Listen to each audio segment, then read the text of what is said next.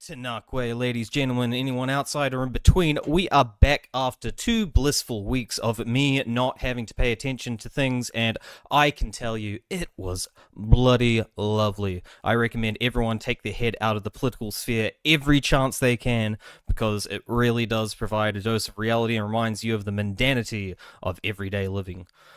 It felt like I was living in the Shire for the last 2 weeks, and suddenly Gandalf appeared out of nowhere. He fucking grabs my shoulder and goes, "Is it secret? Is it safe?" And I'm like, fucking hell, man, just calm down. But, in brief, what did I miss? Well, it seems to be more of the same continuous comical farce of rapid governmental shake-ups, along with the neglection of the everyday voter and their voice. What a shock. There's minimal to no consultation as per usual, typically falling on deaf ears or just outright dismissed as not representing the people, in favour for the vibes-based approach of somehow having a public mandate to just do what the fuck ever. It seems every time a change is made, it comes as a shock to the public, yet the ministers just gaslight us and present it as an obvious and consensual bipartisan solution to what's apparently a unanimously obvious issue that nobody has heard about until the moment it was announced. Like, I'm sitting here, something's announced, fucking they're changing the regions. Oh yeah, everyone knows it's an issue. It's like, do they? No one was talking about this until like a second ago. What are you on about? Not to mention, another week, another coup. A military coup was successful in Guinea-Bissau, claiming they had uncovered a plot involving drug trafficking networks and politicians seeking to manipulate election results. Never. Thankfully, though, Chris Bishop wasn't leading it, as he was busy plotting a failed coup here, which didn't go his way. Good job, Chris. Or good job, Chris. Or fucking, apparently everyone's called Chris now in politics, so fucking whatever. Pray for me. Pray for yourself. Pray for our species, as it seems likely doomed to an eternity of perpetual near extinction. But fear not, my friends, for there is hope. The Nats have finally come to the rescue, and their solution to the cost of living, they plan to take more of your immediate savings by raising the mandatory KiwiSaver investments, and they seem convinced it's exciting enough to be one of their leading announcements into the next election. But look, with all my naysaying, at the end of the day, they are doing a good job somewhere. Our maths acceleration program is apparently doing so good. So now the kids can count the grains of carcinogenic sand they're cleaning up and tally up the debt they'll need for the medical expenses under an increasingly privatized system, because they're going to need it with all the fucking issues they're going to have from picking up those grains of sand at school. Because the ministry wouldn't help. But just be thankful that the OCR dropped so you can go into financial servitude just a tad slower than you used to. Yes, my hair's changed, and the show has probably changed a little bit too, and will continue to change. It's the continuously changing show. We are evolving. We are poke-evolving. We are digi-evolving. We're doing it all. Every type of evolving. We're revolving. We're evolving. I think I've run out of evolvings. Someone please let me know if you have any other evolvings to add in there. But thank you for joining us, and we hope to have a wonderful show with you tonight. Welcome to the show, and what a complete load of shit we've got for you tonight. I used to laugh at the idea of a woman prime minister. John, you can ask me questions if you give me notice. There's no time necessarily for manners. Doesn't give my opponents much time to run. I'm responsible for introducing the concept of MMP by accident. You know, they hate the system. I used to call the old culture the concrete playground. Poets in this country have always been the smart ones. I've been performing since I was born. I can smell the uranium on it.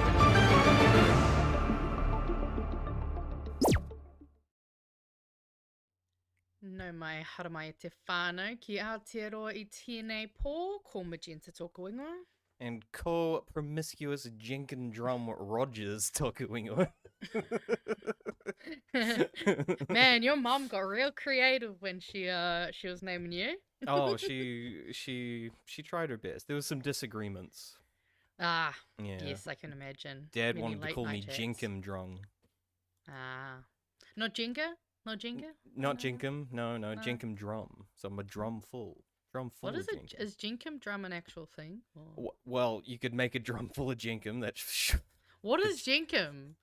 It's basically a drug made of human excrement.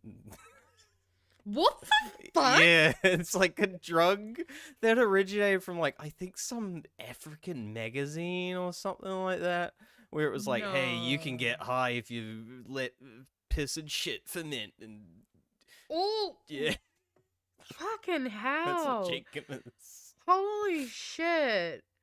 People will do anything to get fucked up. Holy shit. Yep. Oh, okay. I just went with Māori name. Yeah, you were a bit more. You had a bit more of a point. To be fair, I'm just going through colours. So I was like, I couldn't think of any colours in English. So I was like, might as well go to Māori.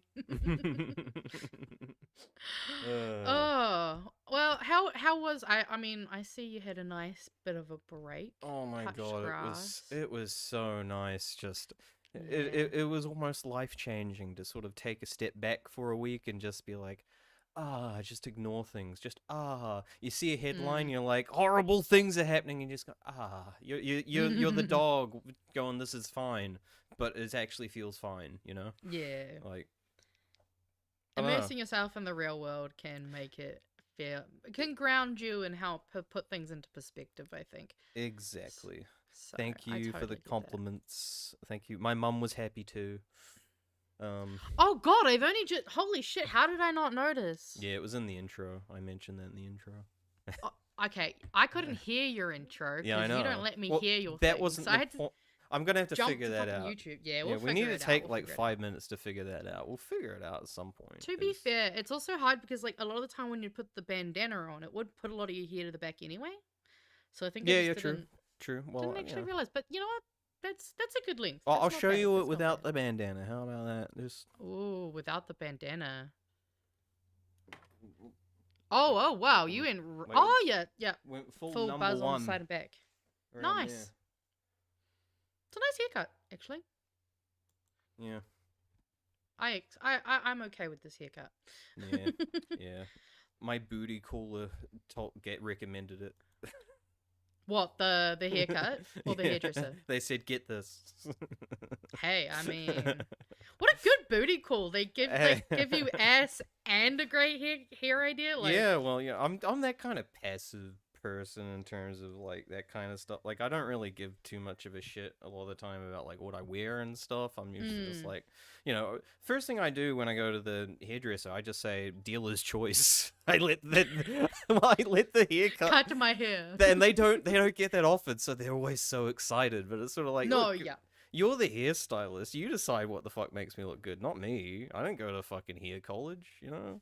Who am I? That's so fair. Especially if you go to like, I guess, do you go to like a Piero's or do you go to a real hairdresser? I don't go to like typically like walk-in Okay, yeah. barbers. Do you go to a too more real much. hairdresser? Yeah. Well, actually, no. I probably do more walk-in barbers these days just because they're cheaper. But you know, True. Mum used to, you know, do the whole booking me in because she'd take me in to her Please. places and that kind of shit. So, you know, Your mum is adorable. God, I can't wait to get her on this show one day. yeah, it's coming. It's coming. I know, right? Again, because I was at my sister's again for the Oh, weekend, yes. and again she just going on rambles about Lux. She's like, no, they're not getting voted back in. They're not getting voted back in. Fuck these guys. They're useless. yeah. Which was lovely. I love that. Yeah, I love was that like, your oh my mum's getting god, my politically mum's being active. political for once, not me. Right? Is that why you felt the need to take a bit of a break, maybe? You know? No, You well, got, that was like 2 days ago, so that was almost like warming me back up into it, you know? Yeah, but like it was lovely. I'm serious, and it made me realize a bit for the show. Like, you don't know how much work you're doing until you stop doing it, you know? Yeah. And- well, yeah, because it didn't work when I told you how much work you were doing. No, and I'm it just like, didn't. motherfucker, why is there 17 pages? I'm like, I just summarize articles in a week. I don't know, it doesn't feel that hard. But when I'm not doing it, I'm like, man, I have so much more like energy, and I'm less cranky and that kind of thing. and Right. I'm less burnt out by the yeah. time. So we're shaking up the show a bit more. We're trying to maybe strip it down a bit. We're gonna do those little intros where I summarize some stuff going on a week. Doing a little bit of like, well, I was going for like Paul Barlow. Yeah, blah blah blah. That's me. That's me. We're going blah. Ignore that. Ignore Jeff. Jeff. No, listen to the good evening. Ignore the No, blah, we blah, blah. like Jeff. We like Jeff. Yeah. I don't know what he's saying. Blah blah blah. Right. I just don't want you to get in your head about it. What? All right. You take comments personally. I don't take them personally. I just like to address people saying things. People, it's like someone comes in my living room and starts saying something. It's like, well, I might mention it. I might, Oops, sorry. It just keeps coming up. What else did you do while you were off? Get up to and do anything? Get anything finished that you're excited about? Most of it was life admin, personal admin. Pretty much everything in my life, I think, is pretty much neat and organized now. So there was a lot of stuff going on. Like I've sorted through like 7 different hard drives or something like that. Like that kind of shit. Yeah. How many hard drives do you? Yeah, I got a lot. Okay. Anyway, yeah, and a bit of reading. This is why you run the show. And drawing on your computer. I know. Oh, drawing! You've gotten back into your drawing. I'm getting back into my drawing, but that's jumping the gun. We're gonna get there at some point. I think I'm gonna make it a little bit of a thing. But I'm not gonna reveal too much. I'm gonna work on it over the summer. Anyway, we should probably look at getting into it, shouldn't we? Just saying kia ora to everyone. Hello everyone. Thank you for being here. Hopefully we'll all had a good day. But yes. No, you haven't said how your week was. Tell everyone who came to see you how your week was. What did you get up to? Yeah, well, I am now. Well, actually I spent a decent amount of time this week working on the BHN Awards, which I don't know if you watched last Friday's show. Did I watch last Friday? Oh, I think I watched like half of it. I'm finishing. You probably watched the half that didn't include me going over it. Okay, no, I don't think I did. I don't recall any awards if that was in the episode. So. Yes, no, it was. I just realized I probably should. Actually, just might as well bloody show you since. Just bloody show me. Yeah. Just gotta find it though, because. Oh wait, I have too many fucking accounts on this goddamn Google. Language. I swear to God. This is a child show. Fucking hope not. What are we, David? Could you imagine making a political show for kids? Oh, I reckon Susie could do it. Susie could do it? I reckon Susie could do it. I reckon she could do a really good, like... I don't see it working. Or like Hank Green. You know what I mean? Like, maybe one of the Green brothers could do it. Didn't he die? No. I mean, he had cancer, if that's what you're thinking of. Yeah, that might be it. Not everyone who has cancer dies, thankfully. Well, I mean, thankfully. Thankfully. A show run by children.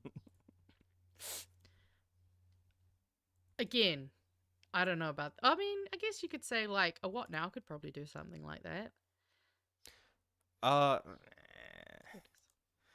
There's nothing fun about politics. What is a kid gonna, like, how are you gonna keep a kid's attention? Unless you, like, paint it in, like, black and white. Okay, here's Harry Potter, and Harry Potter's okay, so first of all, you mentioned Harry Potter and children. The children aren't millennials, so they don't use... That was just an example. Yeah, but you used an old people example. Well, okay, Bluey then. Okay, see, that's better. There we go. But Bluey would be national. To be fair, Bluey's really good at teaching. Like, I don't know if you've watched Bluey, but like, if I seriously highly recommend it, especially if you're the kind of person who had emotionally negligent parents. It's a really good show, and it might make you cry because it makes me cry a lot. Damn, I wouldn't say I had emotionally negligent families. Huh? I don't know. It was like in between. Emotionally, they definitely weren't the family in Bluey, but I don't know. We're closer to like a Malcolm in the Middle family, you know? Oh, God. I don't know if that's a good thing or a bad thing, but at least it's getting a reboot. If you just want to... Oh, yeah. God. Oh, did you not hear the news? Yeah, they've actually brought back most of the original cast. I don't believe... Francis won't be back. Yeah, the Masterson brother is not going to be there, he wouldn't be back. The rest of them are... Dewey looks so fucking weird now. It's like he looks like a completely different person. It's wild. But obviously it's got the original parents, so... Okay, sweet. Yeah. I'm excited for that. And if you just want to share the screen, switch to the share screen. I've got just a bit of an example so you can have a look at what I've been working on. So I did BHN Awards, and we've got a bunch of them. So we've got Best and Worst Law Change of the Year, Fan Favorite MP, Fan Least Favorite, Worst Organizational Business, Fan Least Favorite Network or Platform, Most Toxic Atlas Porn. Okay. Yeah. And I've made certificates for all of these. Oh, yeah. This is all me. And who can vote? Everyone can vote. So far, I think we've actually received nearly 70 votes already. Because we're doing a lot. Like Worst Kiwi, Biscuit Tin. We've got artists and meme creators of the year. Come on, guys. We can do better than 70. We know, like, right? These episodes get like 1K viewership, at least. Well, also, I did tag Chewy and Pat, so we might actually be bringing this. We haven't decided yet when it's going to be actually announced. It's either going to be on M's and I's last episode, which is the 12th of this month, or it'll be on the final episode with all four of us together. And yeah, so I got that, and then I probably should have opened up my certificate mock-up that I was doing. Oh, why did I close that? Because you're done. Why did you close that? It's a very philosophical question, mate. Sometimes you do these things and you go, It's a very Freudian, very Freudian observation. I can't wait till no one ever references that man again in their goddamn life, because I do not want to fuck my mother. It's not even about that. It's Is it just dicks? No, it's more just the fact that he wasn't even a psychologist. That's what bothers me. What was he? I believe he was more to do with like medicine. So like more the kind of medicine side of things. I can't remember the word off the top of my head. Okay. It's just escaped me. And then this is a mock-up of Would you say he was a Freud? But look at my pretty certificate. I'm ignoring that. That does not deserve my attention. Put your attention on my very pretty certificate that I made. Okay, look at that certificate. Everyone look at the certificate. We're gonna have lots of certificates. So the Big Hairy Awards. Okay, I like that. Well, yeah, someone said psychiatrist. There we go. Okay. But then psychiatrists aren't psychologists. He can control people's minds? Yes, that is definitely what that means. Anyway, I guess we better go into some... I see you got a video here for me to play on the first one. Oh, do I? Are we already there? Oh, yeah, well, because we've sort of restructured the show a bit. So what we're going to do, I think we're just maybe going to focus a bit more on videos and stuff like that, I think, at this point. We're going to try that out for a bit. We're going to watch this, and I just thought this one was kind of funny, especially the way part of this was cut. So this is about the complaint that was made to the UN. Let's just watch away. Make sure the sound's up. Dr. Shill. Kia ora mai anō. The United Nations has heard a formal complaint which alleges the coalition government has escalated discrimination against Māori and introduced policies that violate Māori rights. It comes as the UN reviews New Zealand's track record on eliminating racial discrimination. Our Māori Affairs correspondent Tina Ngata reports.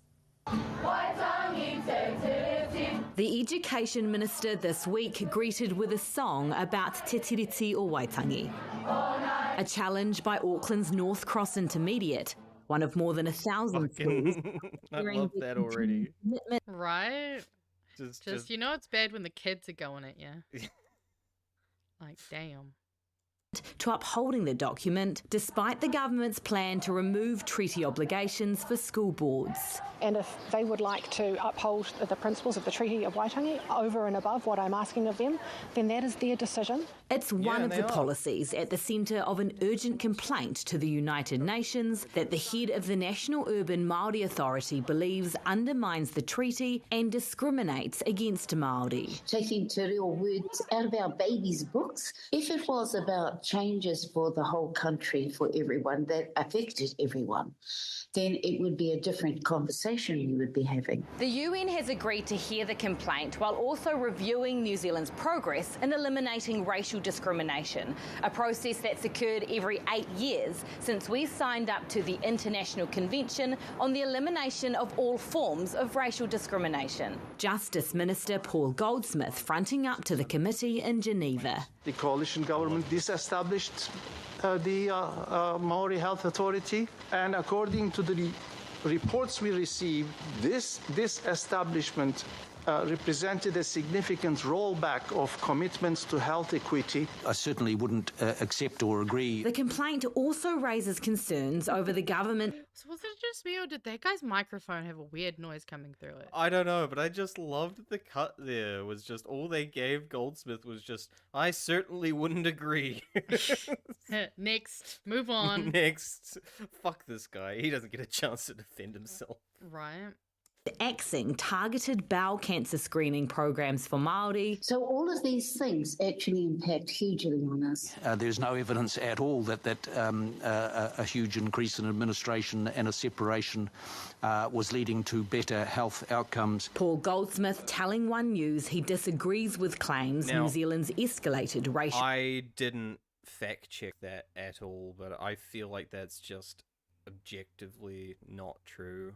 Like, I mean, they only had literally 1 year of data because it had only just finally been established properly and was starting. Yeah, and that's if you just focus on that one thing. Like, if we talk about other areas where there has been a focus on Māori health, like it historically has shown it's been effective, hasn't it? It's my understanding.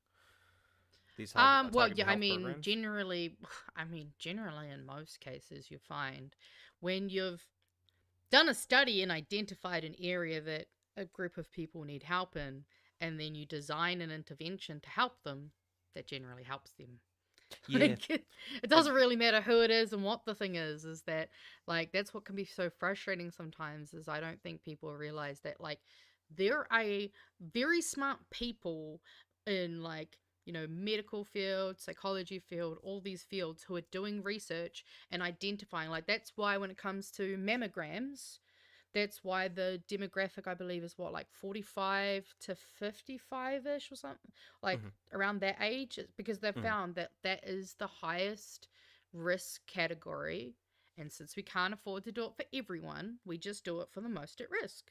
And asterisks on that, the can't afford to do it for everyone, because again, this sort of goes into this whole discussion about funding and choices we make. So again, when I hear people complain about these targeted things being racist, it's like, again, we would love to do it for everyone, but it's budget constraints, and that's more of an issue from the right, I would argue, saying, you can't expand these programs, you need to be more, as they say, economically minded, you need to be more fiscally responsible. It's like, okay, we can't do this for everyone, so we got to target a demographic or group that needs them more than other people, and that's what the result is, and then they cry racist. It's bizarre. Well, yeah, and I mean, funding is the issue there, because, like, the reason I said we don't have enough money is that usually the people who are designing these interventions don't get given a budget that would actually accommodate the people who need it. But, I mean, I've also seen a lot of interesting stuff in China about their healthcare system. They have a really, really fucking interesting healthcare system that is actually pretty good. That might be a deep dive for what... trust me, I've already got some stuff set up. You got some stuff? Cool. We're going to have a deep dive on China, the Uyghurs, South Korea, and there's one other one. Deep dives? Yeah. I got a lot of Do you mean deep dives? I mean like full deep dive. I wasn't expecting that. Okay, when I said because I'm changing it, so we're like, so we're doing a thing. You can do the fun deep dives, and I'll do the serious. Make you wanna cry. Well, it's. I wanted to add a little bit of personality to the show every week, so we're gonna just. It is my personality. I'm talking to the audience here. I'm wanted to add a little bit of personality to the show every week, guys, by just adding a section where we'd go do a little bit of our own topic dive. We're going to go into this later, but it's essentially, it might be something big, it might be something small. Essentially, it's just sort of the curiosity of the week, like what we looked into, what we learned. Might be something small. You find out more about that later, but that's another thing we've sort of added to the changes that we're going through, much like puberty. The show is going through puberty. And hopefully we'll mature. Hopefully we'll mature. Yeah, no puberty blockers here. Well, yeah, we're not allowed them anymore. No, so. we got banned. We can pretty much end it there. There's no extra. Yeah, I was going to say, there's like 9 seconds left, Yeah, no. but No, it's just I'm Paul sick of looking at Goldsmith this talking bro's about himself. fucking Yeah. glasses. His granny lenses. Right? Make sure I got the right one to go to this one. Oh yeah, so World War III, building up even more. Yay! Yay! We love World War III. Meanwhile, France is the latest European country to announce plans for a form of military service in the face of Russia's ongoing war in Ukraine. It comes as countries increase their spending on defence, with the United States demanding Europe take greater responsibility of the security burden. Europe correspondent Kate Nicol-Williams has... You pay for it. I don't want to pay for it. You pay for it. Military service is being rapidly extended in Europe as fears of Russian aggression grow. French President Emmanuel Macron, the latest to target young people. In this world that is uncertain, where force rules over law, war is a present-day reality. Our nation could not afford fear, panic, lack of preparedness, or division. And fear never prevents danger. The only way to avoid it is to prepare for it. He wants 18 and 19-year-olds to sign up for 10 months of 18 and 19-year-olds. Yep. Paid training from no more benefits. The aim is for 50,000 to no benefits. Go to war. Go to the Fuck army. You. Take part annually by 2035. This is a major asset on the military, moral, civic and Republican front. This is an act of trust in our youth. It comes after Belgium sent letters inviting 17-year-olds to volunteer this month. The Netherlands surveyed teenagers, and Germany... That looked like a goofy, like, secret society, like something that's trying to be like a secret society invitation. That letter. Yeah, no, it does. It looks so fake. If I saw that, I would instantly throw it in the bin. This month, the Netherlands surveyed teenagers, and Germany plans to introduce a voluntary paid service next year, with the door to compulsory enlistment left open. Europe's security part of talks about ending the Ukraine war. If they have frightened their citizens so that they want to hear we have no aggressive plans regarding Europe, then no problem. We're ready to put it on paper. In New Zealand, Norman Kirk's No problem, man. I think it sounds a lot funnier because of the guy that's voicing over, like, it just...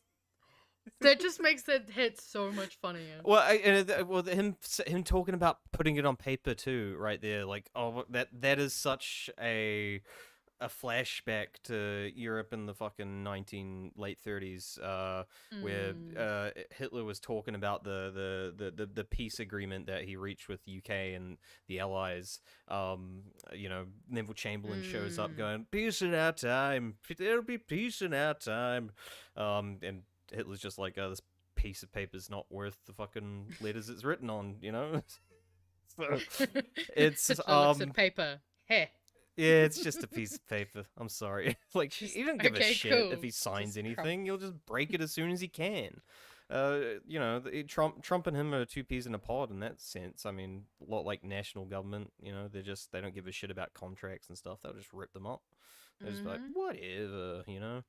Should be right. No one tell Luxon, by the way, about the whole sending 18, 19-year-olds into the army. We don't want any other hot proposals on their 2026 campaign list. But fuck me, like, this is so sad. It's just gonna be, if shit pops off, it just becomes another generation of young people, of bodies being thrown to the meat grinder, and just all over again. We just need to learn the fucking lesson of the horrors of war. Oh, it's bad.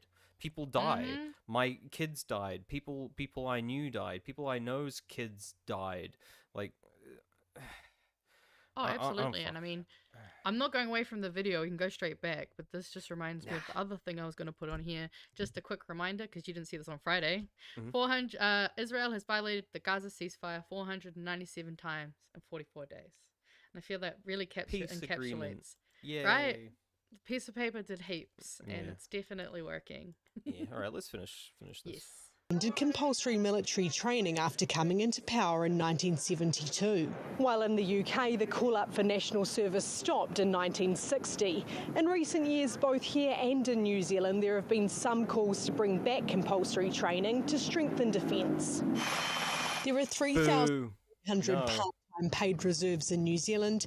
The government says a return to mandatory service isn't being considered. Kate Nicol-Williams, One News, London. So I am a little mixed on that, because I don't want mandatory service. I don't want people being shoved into the military over some arbitrary necessity, you know? But I am interested in perhaps revamping the entire defense force system. Like, I still think you could keep a standing army there, you know, those tough guys that we just saw doing all the camo shit all around. But I think it would be smart to perhaps, because look, we're pretty defenseless, you know, ultimately. The best thing we'd probably have if someone tried to invade us would be like guerrilla tactics, and that I think copy is sort of like the Switzerland model. I'm not sure if they actually chuck them into the army or not. I don't know. But what I'd like to do is like train people in some kind of militia type thing, and not just fighting. I'm not just talking about going into the army and change. So what I would do is I would have like a separate force that's like a citizens army or a citizens militia army, right? And I would make it mandatory for people. I would make it 1 year, and it's just like a regular job. You show up 9 to 5. You show up to this place. You get benefits from it. You get food. You can probably get housing too. I don't know. Maybe you can mix that. That sounds really like you sound like you're describing communism. A little. I'm down for communism. Because you keep the chain. Essentially, the thing is, it's just like a 9 to 5 job, and you learning life skills, survival skills, outdoor skills, all those kinds of things. That's what. And you'd be learning to take orders if the time calls for it. That would essentially be it. But you would also you would not be obligated to behave in the same way like an army would. You know, you wouldn't be out there like you have to listen to your fucking commander. Like, it's not going to be that kind of environment that stresses people out, because it is mandatory. And that's an issue with things like the military and shoving people in there. It's not good if you're neurodiverse, for example. Like, this would be the kind of thing that would accommodate for that kind of stuff. It's not going to be a rigid military structure, but it would teach you how to follow that structure in a time of war. And that's when the big guys who are in the standing military, they just get appointed a bunch of citizens to lead, essentially. And that's sort of how I imagine it would work, I think. But I just like this comment from Arvids. Do you mean like Outward Bound? Kind of like Outward Bound. No, yes. It's basically like Outward Bound. It's like scouting or something like that. Yeah. But that's pretty much it.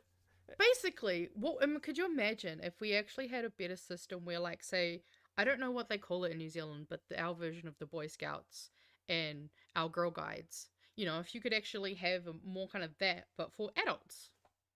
Because, you know, not everyone does that when they're younger. And also, I mean, it'd be a good way compulsory civil defense, emergency, rescue, paramedics, etc. Yeah, exactly. Well, yeah. I think you could do a big overhaul to the system. I think you can make it... And funnily enough, for all the right-wingers that might be cold on that, it'd save a lot of money. Save a lot of money on standing military, so... standing military is expensive. I imagine you could even have it to the degree where, like, obviously not everyone who potentially is going to go into the military is going to be, you know, shooting or doing all the physical stuff. You know, you need people in the offices, you know, doing data, and you need people on, you know, things. There'd be a lot of different jobs, and even potentially social services could be essentially... You could hit two birds with one stone, because you've got they're learning that thing while they're also doing this thing. Exactly. So, I mean, and I think it might, you know, it could be kind of like that. It would have given me. I tell you what, I would have loved to do it, because I wanted a gap year after high school, but I couldn't get one because my parents weren't fucking letting me do it. But if I had that there, I could have taken that, and that things could have been a lot different. Who knows? I could have turned out a psychopath.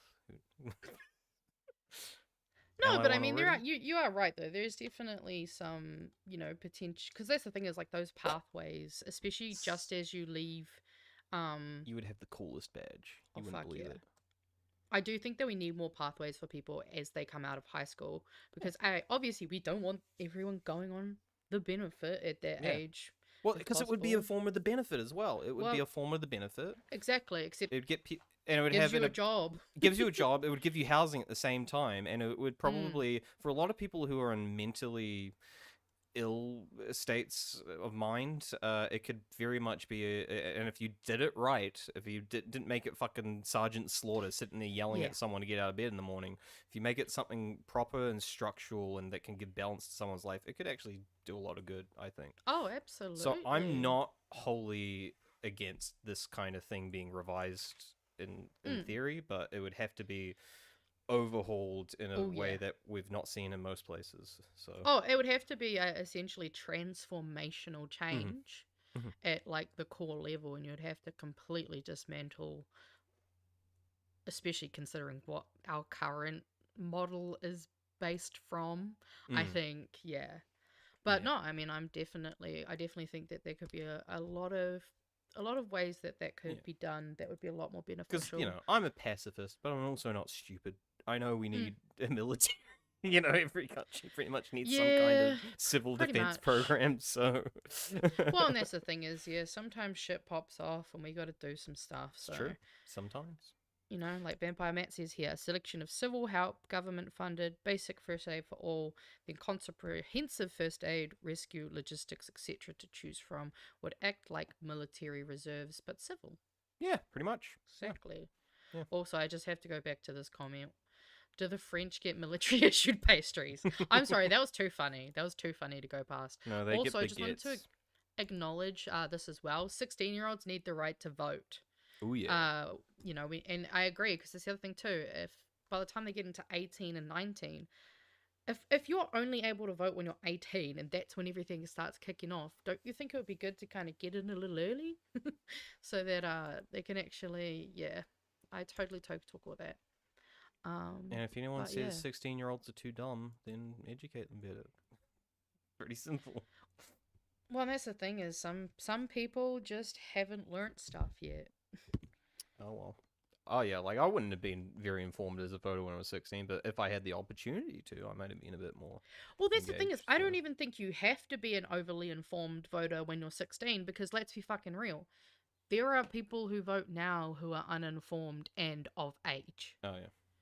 Like, I do find it strange how we're like, oh, it's totally fine if people who are in, like, their 80s and 90s are voting, even though that is that group has the highest amount of, like, cognitive issues that could impact their decision making. Give it to everyone but me, because I feel like if I was 16, I probably would have voted for National, so that's one vote. That's fine, though. That's the thing, though. It's about getting people... No, see, it's about people engaging in democracy. No. And if they vote, because that's the thing is, a lot of people when they first vote, they vote based off what their parents do. And that's 18-year-olds as well. This is not about 16-year-olds. That's true. Exactly. Plenty of adults are dumb and uninformed. And that's the thing is, I think it's less so about, oh, they'll make the wrong decision. And it's more so, at least they're actually starting to participate and understand the system. It's the same with, like, tax and all of that. They don't teach you any of that shit in school. Well, I wish and that, so that's something I really wish they taught us about tax and macroeconomics. That would be fun. Oh, civics education, macroeconomics. There are so many things that we could be, and those would be, again, really good pathways from high school into other things. Well, I think just one class that just explains how the government works or something might be good too. Civics education is like number one for me. Yeah. Like you're gonna hear me mention civics education probably a lot in the next year or so. To me, I'm a big pusher for computing as a base. I mean, that seems to be a lot more in schools though now. Like, I almost think it needs to replace mathematics when you get into, like, high school or something. I almost feel. Well, maybe not necessarily the first couple of years of high school, but maybe those last 3. You know, when you kind of start to drop stuff. I think that would be probably, you know, because I dropped all my math classes as soon as I could. But if I could have gone into a computing class instead of that, then I definitely think that would have helped. Well, because it's just even young people. I'm shocked as someone who works in IT support how many people just don't have a bloody clue. Like you wouldn't like, and so like you're just like okay, just like you think you're saying this the most simple thing. You're like bring up the menu or the start menu, and so they're like, what's that? It's like, oh no. But that's the thing though, is like I've actually had this conversation a lot, and I've thought about this a lot. And I do think that a lot of the issue with younger people now actually not being that tech savvy is that they've lived pretty much their entire lives where UX, UI, and all of those things have just been able to do everything for them. They like people of our generation. Ooh, I hate that I can say that now. People of our generation, we grew up playing with the settings, going into everything, having to figure it out because our parents didn't know how to use it half the time. I mean, we started probably, most of us would have started on like the VHSs, the DVD players, you know, the 3 colored prongs in the back of the TV. And then, you know, we kind of went into cell phones and PCs a lot like that. So I think because in our foundational years, we were kind of learning those things. Now it's really easy and it's second nature to us. But I think, especially because like for me, I've got Gen Z and Gen Alpha brothers, and I just remember being absolutely gobsmacked when like my dad needed help with his Facebook. I can't remember what it was, but I was like, hey, do you want to go help dad because I'm not there? And he's like, I don't know how to fix it. I'm like, what do you mean you don't know how to fix it? What do you mean? You were young, you should know these things. But I've noticed that a lot more and more of that. I think that ease of use has kind of become a bit detrimental because now they're not having to troubleshoot or look for things or and also there's another side of it too where like from a tech support side you do have to assume they don't know you have to assume people don't know anything. So when you say, oh, just open this, you could be like, okay, go to the bottom left corner and the 3rd thing up, because sometimes that's just what people need. You'd think when they work on a computer all day, though, they might just know, like, one thing, but no. Nah, and again, it's too easy to just sit in front of it and use it most of the time for people. And just like computers, we are apparently going too fast. We need to slow down. Oh, this is too fast on our political discussion. You're too quick, Magenta. I don't know. This is our normal speed of talking. In fact, well, we're going slower than we usually do. Well, yeah, actually, I was gonna say if we were doing like a normal VC, we would have been way past. Oh yeah, we were doing way past this, but in fact, that might be a good time to transition though. Going to the wind farms at Chatham, which was my good news for this week. Oh yeah, I haven't done it yet. Oh, I'm sorry. I said, let me just click my buttons. Well, I'm just gonna wait. Now, there you go. God, so supportive. This is a short little one, but just take a watch. I was interested to watch this one, actually. I haven't watched it yet. I should make sure it's unmuted. So, holy fuck, it's loud outside. Hopefully the wind is not visible, not audible to you guys. Wind is the topic right now, so we okay, yeah, you know what? That is valid. Oki mai anō, welcome back. A new wind farm on the Chatham Islands has been officially switched on, replacing a large chunk of its costly and unreliable diesel-driven electricity. The $10 million project should see power prices there plunge by around 20%, slash carbon emissions and reduce diesel use by almost 70%.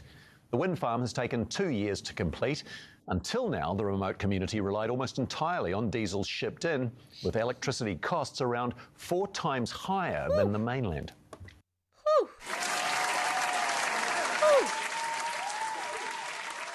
That's spicy. Damn. We're very happy. That's awesome, though. Well, I mean, relying on diesel, God, that would be rough. Must have been so expensive getting that shipped in. Like they're literally in the middle of nowhere. They're not in like any shipping lanes or anything like that. No, that was sucked. And I did a little bit of digging. Because I was like, they're an island in the middle of nowhere, so they must get a fair bit of wind. And it did look windy from what I was seeing, because there's not many trees or anything there. So the mean wind is about 40 kilometers an hour. In comparison to a place like Wellington, where the mean wind, I think this is for the last year, was about 25 kilometers an hour. Yeah. Oh no, it's fucking windy out there. It's very windy, which gives them, I don't know, they got this whole calculation of like wind density, which is like wind per meter squared or something, but it's big. So yeah, no, pretty much a perfect place to put that kind of thing. So yeah, I just thought that was a win for the greenies. So feel happy, guys. Something's happening. They didn't cancel that. Oh, that's awesome though. Especially Government for the could have come in, Chathams. being like, cancel, you guys, fucking. What's Don't his give name? them ideas. It's too late. They've turned it on. It's all built and turned on. True. But I don't know. They could retrospect it. Doesn't the RSB allow for retrospective? I guess retroactive. Yeah. Yeah, Well, retroactive. That's. I'm just thinking of the timing, because in terms of delivery, this is like the same thing as the Furious, so they could have like cancelled this as soon as they came in and be like, we're gonna find a better option. Shane Jones is gonna find oil off the coast of the Chatham or something. To be fair, with the amount of fucking hot air that comes out of that man, you probably could run the Chathams off of him. Oh, that was pretty good. Right? You got him. You memed him. All right. Also, if my audio has been a bit low, I've just turned it up, so hopefully, actually, fuck it, I'll just play this video and you guys can tell me if the audio is a bit louder. Well, I'll turn you diesel-driven electricity. The $10 million project should... So hopefully people will be able to tell me if that's I just a bit turned louder. you up, so you should be louder now. Oh, okay, cool. Yeah, Sweet. you'll be... I'm quiet now. Oh, no. I can't be the quiet one. Right? Well, I mean, I can't be the quiet one either. Everyone let me know if it's too loud now, but I mean, honestly, if it's too loud, just turn it down. Oh my god, that was so loud. What are you, fucking Trump to Europe? I can't be bothered doing it. You do it. But what am I doing? Hopefully, no, I'm just kidding. Hopefully that's better, Firebeard. Let us know if it's still a little. Okay. We're all Outwards fine. reckons we're fine. We're all fine. Okay, cool. Yeah. Anyway, we're done with the wind. Also, no, yeah, I was going through I'm going through the chats because there was one that I wanted to put up here. So apparently Jeff used to sit in the back of class melting his pens together so he could write his lines faster. That's who. Oh, okay, I know who you are. Oh.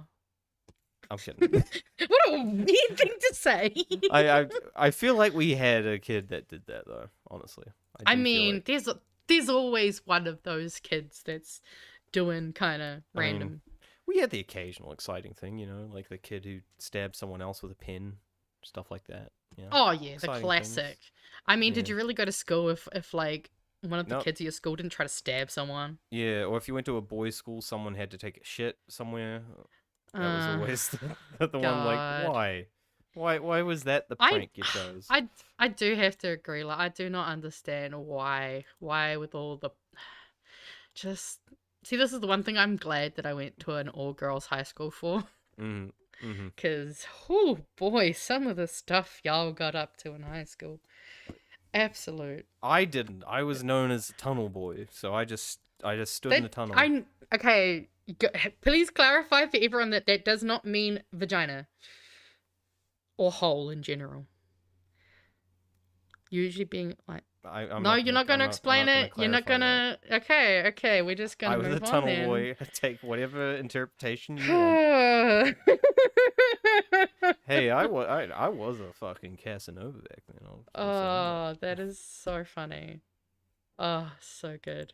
All right. Well, I guess it's now turn for my news. Yay, Magenta stuff. So, what have you got for us? I think we'll start with Simon Dallows because I'm hoping I won't cry again. I've watched this at least twice and I've cried both times. Oh, Jesus. I'm weirdly emotionally attached to this. And I think it's just because obviously grew up watching, you know, him on the news. Right, yeah. Yes. R.I.P. So I thought we'd go through his final He's not dead. Go through his final farewell and sign off, and then we'll look a little bit. They did the cutest thing at the end of the news for him, and I just thought it would be nice to have a little look at this, and I'm sure some of you will cry too. Because if none of you do, then I'll feel really alone. So now you have to cry. Simon, we are going to miss you. Thank you for your friendship, your guidance, and your support over the years. I've loved working with you. Thanks, Renee. Go well, my friend. It's been an honour working with you. Likewise, don't make me cry now. I won't. Thank you very much. Yeah, breathe heavily. It's time for me to say farewell and sign off from my last One News bulletin. I've always firmly believed newsreaders should never be the news. So now I'm no longer one, and that means I can say it's been a genuine privilege to be on your screens and in your living rooms. It's something we never take for granted, and I'm sincerely grateful. Just as I'm grateful to my One News colleagues for the privilege of having fronted their work over the past 30 years, knowing just how hard they work and strive to bring you the news each day. All I've ever wanted is to be able to help you better understand and comprehend the complexities of the day's news without influencing or distracting you unnecessarily, and I hope I've succeeded in that more than I've failed. Thank you for letting me be a small part of your evenings. There have been so many memorable events along the way, good and bad, and our collective shared experience is what binds us together as people. On that note, to you and your loved ones, I wish you a Merry Christmas and a sunny summer ahead. Paul Mariu, good night and good luck. Farwell Simon. Right. I'll turn the music down just because it's loud, but this is them just doing a little montage flashback of the many faces. Oh my god, he had a goatee. Yeah, actually. They're so quick. I'm like, where did that goatee go? Is he at... oh, yeah. Wait, I'm confused. Hold up. Is he at LASIK or something? Eye surgery? Does he still wear the glasses? I can't remember now. I'm trying to think. Did he get... I think he goes in between. It's probably contact lenses. Contacts. Okay. Oh, God. Okay, that's a different look. Oh. Ooh, okay. Damn. He wasn't working out back then. Oh, yeah. And I just thought, man, like, I've been, like, because I obviously, my grandparents, like, watching the news was a big part of our family routine. So, obviously, I feel like I have been watching him my whole life because he's been in it, like, 30 years, which I just think is crazy. He's also, I do agree, like, I think he's done a really good job at kind of keeping a unbiased and relatively middle kind of base with things. No, I've really liked Simon. Just word of advice: don't do what Peter Williams is doing. Do not. Fucking Peter Williams is one of the biggest disappointments of my childhood. Honestly, this guy I used to watch all the time now just fucking doing cooker theories. Oh yeah, I was like, when I saw his face on RCR, I was just like, no. But hey, I guess that goes to show you that, like, also with these jobs, they're not always putting their own views into the job. So you can have a lot of people who, maybe sit further right than you realize. True. Yeah, no, I'm wondering, I wonder what he'll do next. It'll be interesting to see.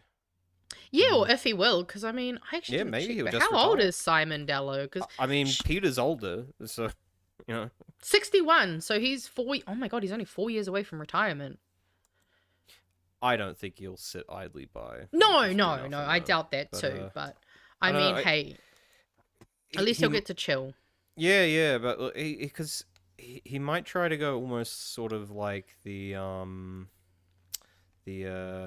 not Paul Holmes. Who am I thinking of? Mark Sainsbury. No. What TV show? The younger guy. Guy with Younger glasses. Does all the deep dive. Not Jack Tame. Oh God. We should know this. You should know this off the top. What, like, the most famous reporter in New Zealand? NZ reporter. Someone help me. I'm like, when someone asks you like to sing say your favorite song and you just can't remember anything. I'm just sitting there at the moment. He reminds me of that guy, and anyway, say no more. Let's just continue on. Also, yes, another pointing out. Don't be like Peter Williams, Duncan Garner, Paddy Gower. And I believe we were about to come up to his end of No, thing. there's not guy on. John Campbell, thank you. Oh, my god. John Campbell. Okay, yeah. Because like I could not. When you fucking said put my young, name- I thought you. No, meant, I said like... younger. Okay, I think I thought too young when you said that. Yeah. He might not John... even be younger. I don't even know. I don't know how old John Campbell Oh, now is. I want to know how old John Campbell is. How old's John Campbell? Anyway, Surely he might he'd become a probably bit of be a John little Campbell, bit. where he's a bit more of a. Oh, know, they're the same age. They're the same age. Okay. They're the exact same age. That's Goodness crazy. I didn't know gracious. that. Yeah. Well, because John's been always like a bit more in the Oops, field. sorry. You know. No, absolutely. And I mean, because same with oh god, now I've just forgotten my other favorite news anchor. He used to be on 3 News. Mike McRoberts. That's the fucking one. You're doing better than me. But there's just this cute little bit that will. Oh, I'll turn it down though because we don't. You've got to come with us, Simon. You've set the bar extremely high. Give me a couple of days. This is all about you, and you deserve everything that is about to happen outside. I like how she tries to warn him. And we're so excited for your next chapter, and you can't believe how many people are out there for you. Yeah. So many people. Should never be about the newsreader. You're not a newsreader anymore. But it's very, very sweet to watch this last bit.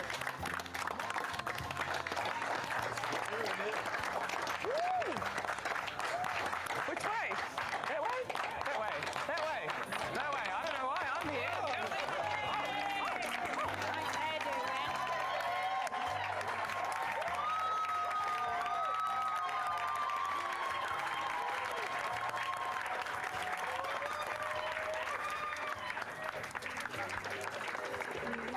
Got like a whole procession for him.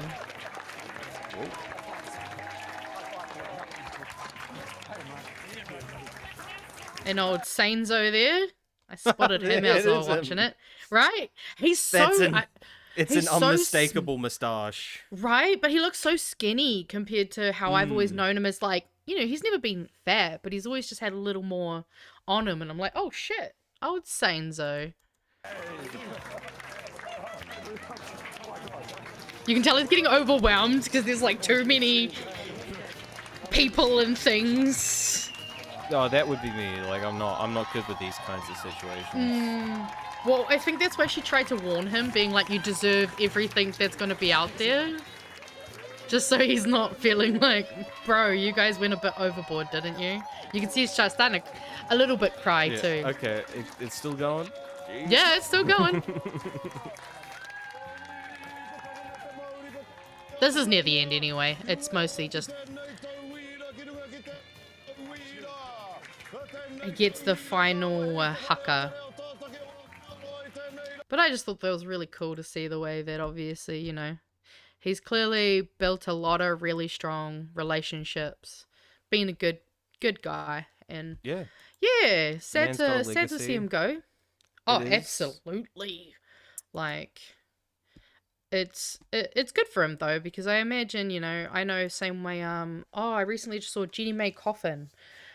She was talking about her departure from the news, and it was really actually interesting. She was talking about how like that for her, because I think she kind of did a bit of a you know, and took the job quite seriously, dove right head in all the time. And she said like ever since she made the decision to leave, she can feel herself coming back to life, and she can actually go out there and, you know, because it can be hard to enjoy life when you're constantly trying to educate and remind people of the horrors that are going on. So we're just losing so many good reporters at the moment. So many, like these front line report, like even people who didn't retire. Anna Burns Francis, did you notice she disappeared? That name, I don't. Anna Burns Francis wound up at Al Jazeera. She did a lot of the interviews. Maybe she still does some stuff with like RNZ or something. But she would do like some of the morning, I think, interviews. Some of the that'll be why I don't know her. Well, I don't watch as much of the morning. She did some of the better confronting interviews with some of the political heads. I really liked her stuff. She had a bit of sass, and she had a bit of a tight smile. Like you could tell she was trying not to laugh. Yeah, you know, like, right. No, I like get that you. about her so much. Oh no, absolutely. I mean, it's a bummer, especially when like, well, I guess it makes sense, with everything changing in the media landscape. Like, I imagine a lot of them are probably, well, similar to a friend of mine who left his job at the MOE of like, there's so many cuts and things happening. Better to get out while you can in a better position rather than be surprised with having to find a new job. Centrist? Is she? I don't know. I don't know her views. I just thought she was a good interviewer. She could be. Yeah. She could have shit views. Doesn't. Yeah. Yeah. Don't know her personal life, so fair enough. All right. Well, I guess we'll go on to my next one. I thought we could just watch. Actually, I might speed it up a little though, because one base speed playback is a little slow. But I was watching this video called Tina Ngata, We Need to Change How We Do Government, and I thought it would be really interesting for us to have a look at. This part here, and it's a really interesting video. I highly recommend, if you haven't watched it, to go and watch all of it. I got a couple of timestamps here that we'll just have a look at, but this one is talking about like, why is this all happening now, and like, what can we do? Progress. Yes. In terms of Te Ao Māori recognition of Te Tiriti, increased use of Te Reo Māori, why do you think this is happening at this moment now? Well, I think the answer is in the question. It is in part because of our success. Yes. Not just domestically here in Aotearoa, but we've got, the climate justice movement, international Indigenous rights movement, Black Lives Matter movement. We have been moving towards this space of social justice for many decades now, and it's making the far right and colonial oppressors very anxious. And one of the be afraid. last things that they can do is really start to pull all those levers of power and privilege to try and reassert themselves in these roles of supremacy. So they've done that now across the world in many different places. I don't know if it's necessarily a far right thing. I feel like it's a government thing across the world. I feel like a lot of countries are starting to dip into these sorts of tactics, for lack of a better term. But yeah, I thought that was just obviously a great starting point and something that I do find very interesting. And then there's this part that we'll jump to, which is talking a bit more directly about what to do. What is this show? It's a Kiwi show. Yeah, so this is from a channel called Aotearoa. Not all of their video, so that in a lot of their videos they do obviously speak in Te Reo Māori partially. You do have to wait a little while for those episodes to get the English translations put into them. But they do that though. No, they do. So that's why I think this is the one that I was watching. No, good on them. For putting in the mahi there. That's good. And obviously in collaboration with Māori Plus.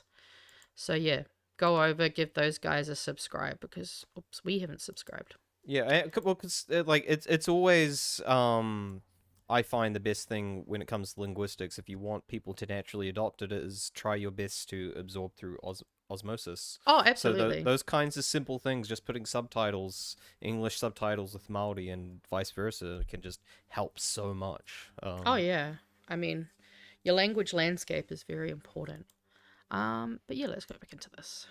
How important is it really for our people to get out there and have a vote to try and change things next year? Crucial.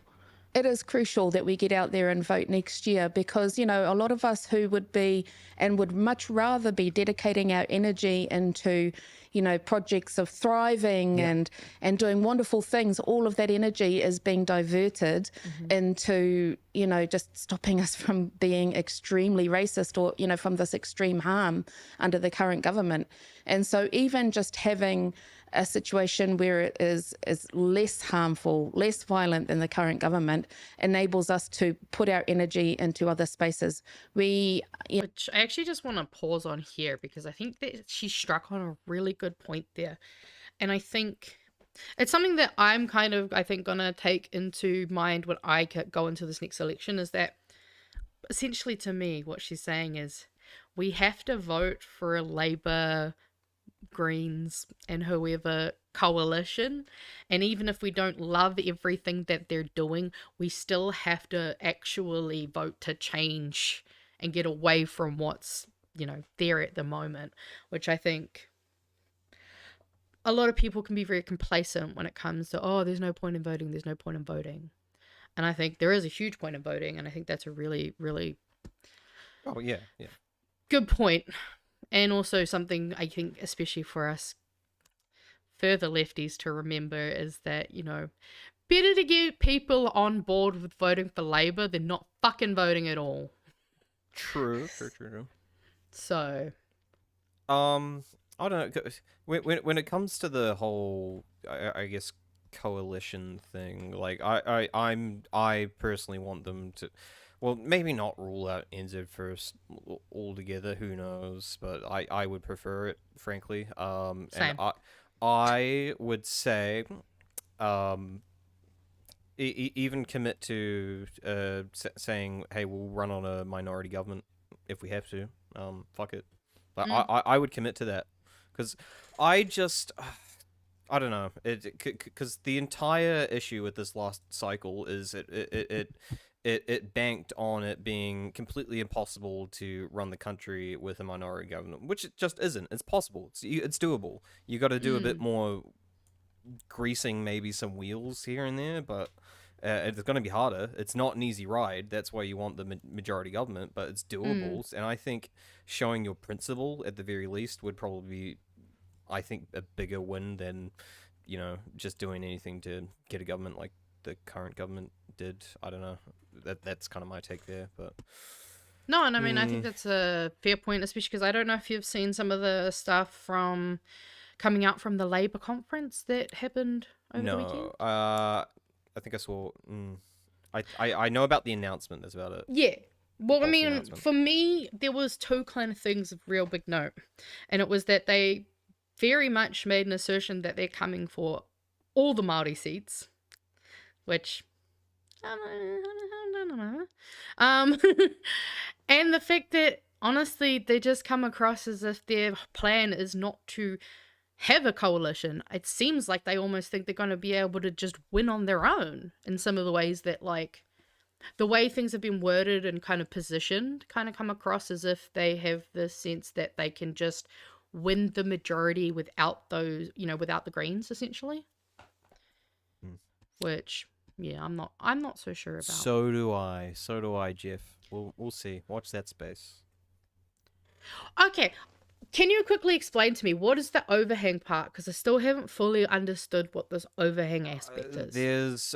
There's sort of some dynamic seating that goes on when it comes to voting. It's just a result of MMP, essentially, and how it's counted. Essentially, how you count it. I think you take the party vote nationally. No, you take all the individuals who won all their electorates, right? And that's going to fill up half the seats. Then you're going to fill up the rest of it, trying as best to match the party results. Essentially, there's a way to do it, but and I think the way it works is with the number, it doesn't always necessarily allow like enough seats. You have to have like this dynamic sort of seating arrangement. And I think someone correct me if I'm wrong, it might have something to do with the Māori seats specifically. I'm not sure about that.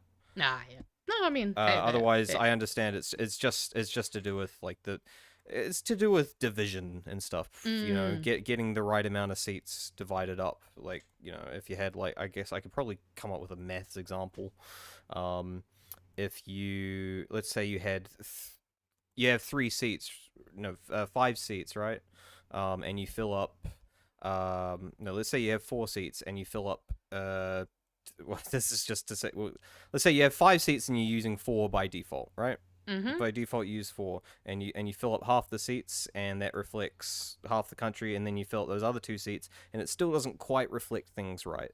So you're going to add that extra seat just to get that better percentage of the 2 to 3 ratio that the country voted in. It's sort of like that, Interesting. I think it's just when numbers don't quite add up. I believe that's how it is. Yeah. No, I didn't realize there was a kind of dynamic aspect to it like that. Yeah. Very interesting. All right, now there's just one more timestamp that I've got down here. That's my layman's take. Please, before you quote me, confirm any of the information. That's all right. Don't worry. On. I'll talk to Laura. I'll talk to Okay. Laura at some point and get her to help me figure. Okay, it's only Māori MPs who get overhand seats, we believe. Okay. That's that Maori privilege. Yeah, I knew it was something to do with the Māori seats, but I honestly don't know how it really works. To be fair, most people don't really know how the Māori role works, so I don't blame you. The important thing is I barely figured it out recently. There's people we pay to know how it works, and they know how it works. It's like the mystery box that just does something magic, and you have the shaman who works it, and you're like, how do you do this? And he's like, I'm the shaman, man. Yeah, see, I think I'd argue that Laura is one of our shamans then. Laura the shaman? Yeah, Laura to Kiwi Burb shaman. There we go. Or Laura shaman to Kiwi Burb? I don't know how that would go. Mr. Arvids thinks if you get more electorate seats than party vote, but the more I think about it, I'm just not sure if it's just TPM. Okay. So again, I think that still goes into the numbers. You have an extra seat there in case like the numbers don't add. I don't know. I don't know how I'm it guessing works. that, yeah, it's essentially like got to be a bit more representative. It's something to do with it. ratio-wise. That's the important bit. It's something particular to MMP. In an MMP environment. In an MMP, in That's a what's maturing going on. MMP environment. Yes, the one, the maturing MMP. Yeah, it's maturing. How could I forget? Which means we need more overhang seats, or we need bigger seats. As you mature, things get bigger. We all know this. We need more MPs in Parliament. It's true, we do need more But MPs. they ain't ready for that conversation. All right, let's listen to this conversation for a bit. I have said, Over hei aha 500. tērā. You know, we're still going to commit ourselves to te tiriti. And they're almost operating as hapu in that sense. Yeah. These kura communities, school communities saying, no, we're not going to do that. And we've seen some, similar moves from local government as well, that there have been local councils that have said, well, you can say what you're going to say, but we've found great value in representation. And if you are going to remove our Māori ward, we'll simply find another way to make sure that happens. That's why I wanted to be quite clear around. I do think that actually we're specifically talking about the government and certain people within the government, because I think New Zealand wide, as a whole, actually does care. That's right. I think our Kiwitanga, for lack of a better term, they actually do care about te tiriti, human rights, te oranga o te ao Māori. In fact, they've probably all got tamariki and whanaunga or whatever, so I do think as a whole, we do care. But the government, What I was getting.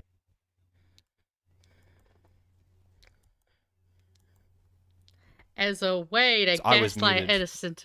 I said, why does the government keep saying they have the mandate of the people?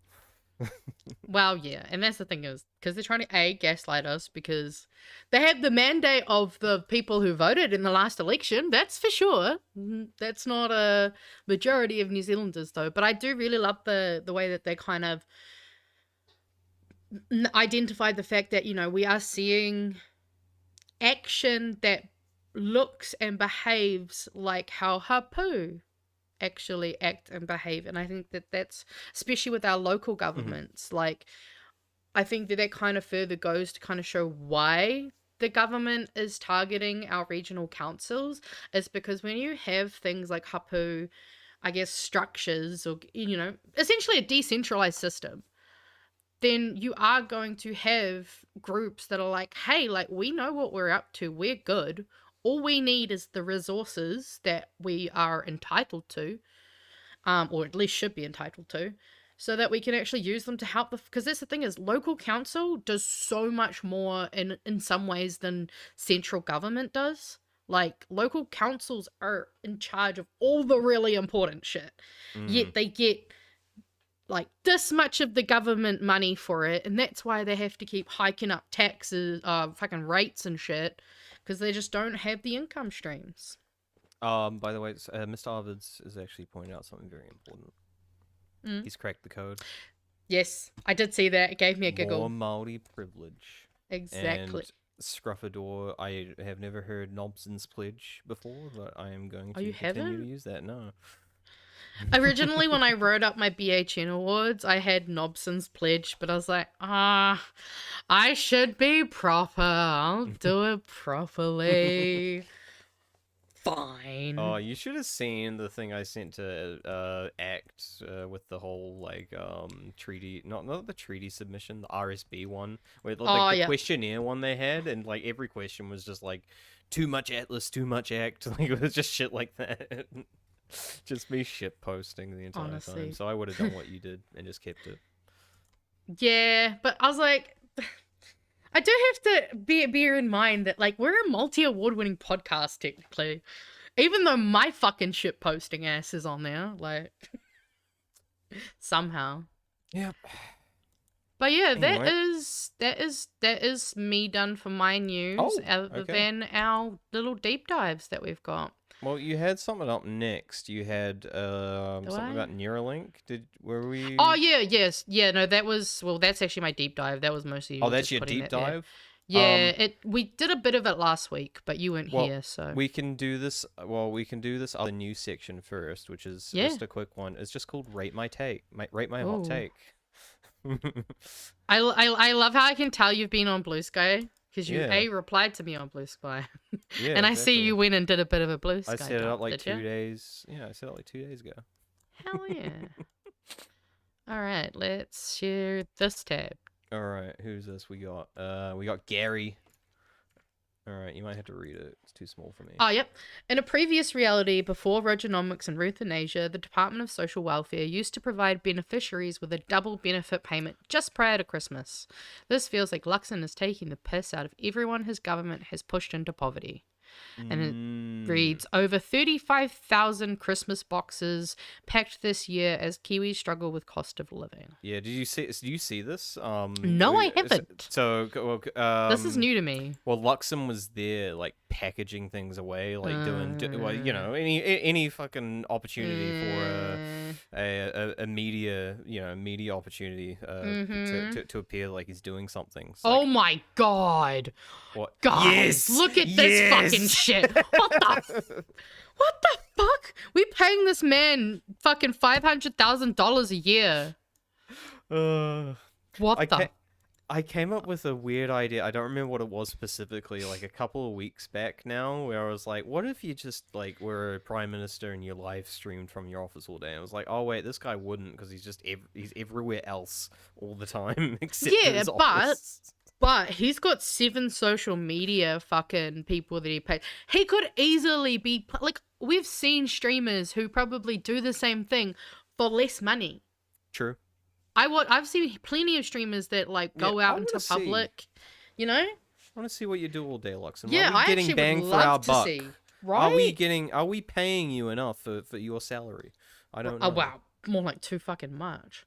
Anyway, I had to open that in its own tab just because that was hilarious. Well, I mean, all we needed was the, specifics of the take, I guess. But yes. yeah. Now we're going into. Good job, Gary. I give this. What do you give this take? I mean, Gary pretty much always has a good take. I agree. I mean, All right.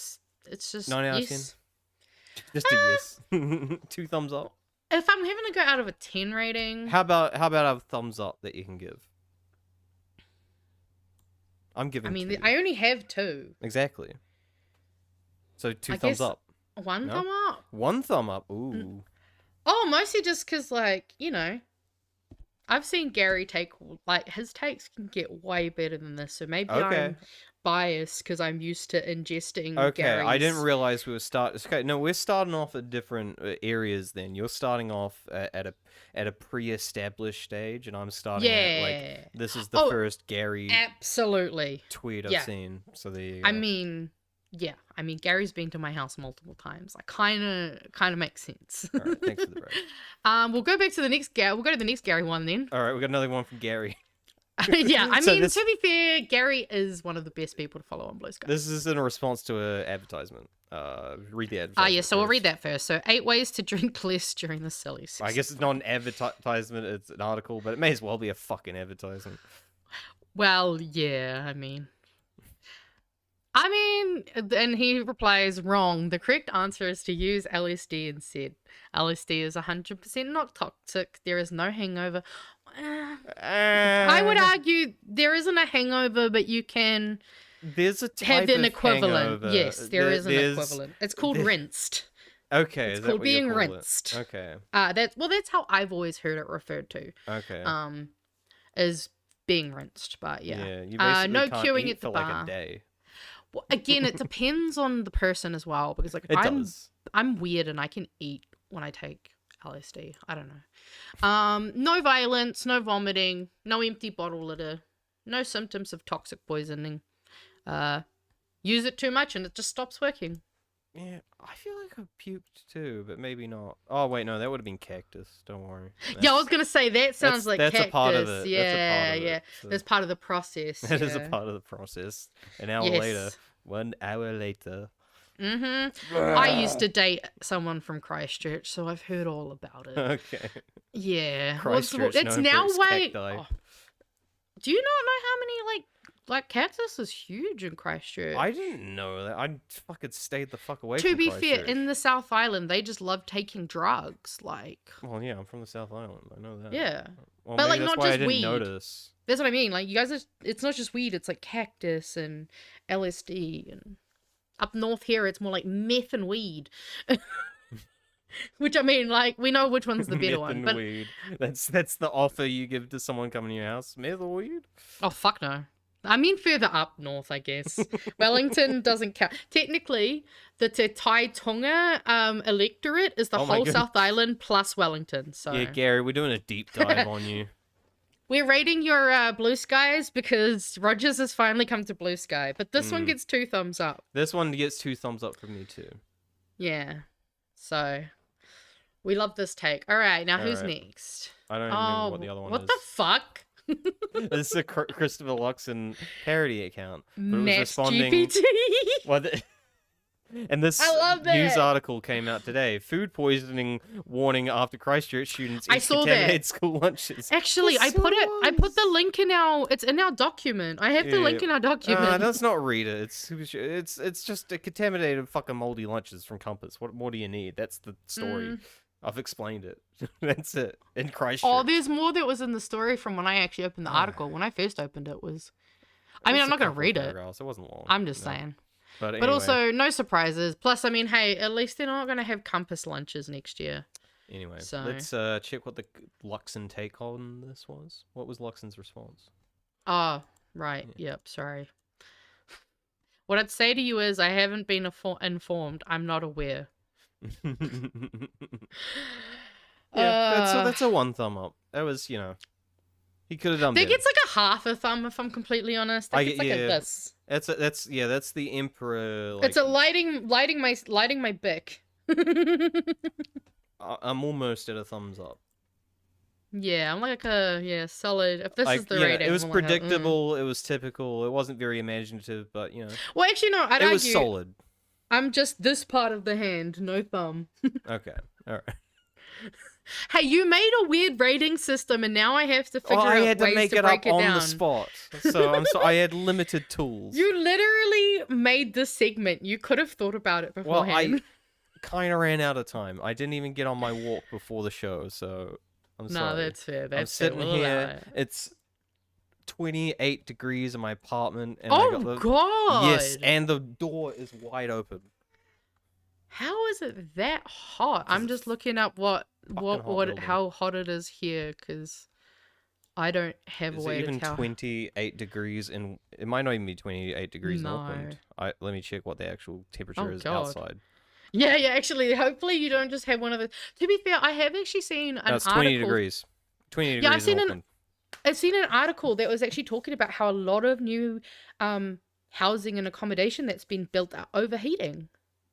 Yeah. So it's fun. Yeah, it's yeah, I interesting did to see say that, and I was so Mm. relatable because it doesn't help on like the second floor or whatever. Like, yeah. but So so the all the heat's heat goes rising. up to here, and and, computers in my room and stuff like that. But yeah, it's Also, sorry, I had to laugh. This comment, imagine how bad the meals are that students didn't even notice they were eating rancid food. Holy shit. Man, that's their perspective, and that is 100%.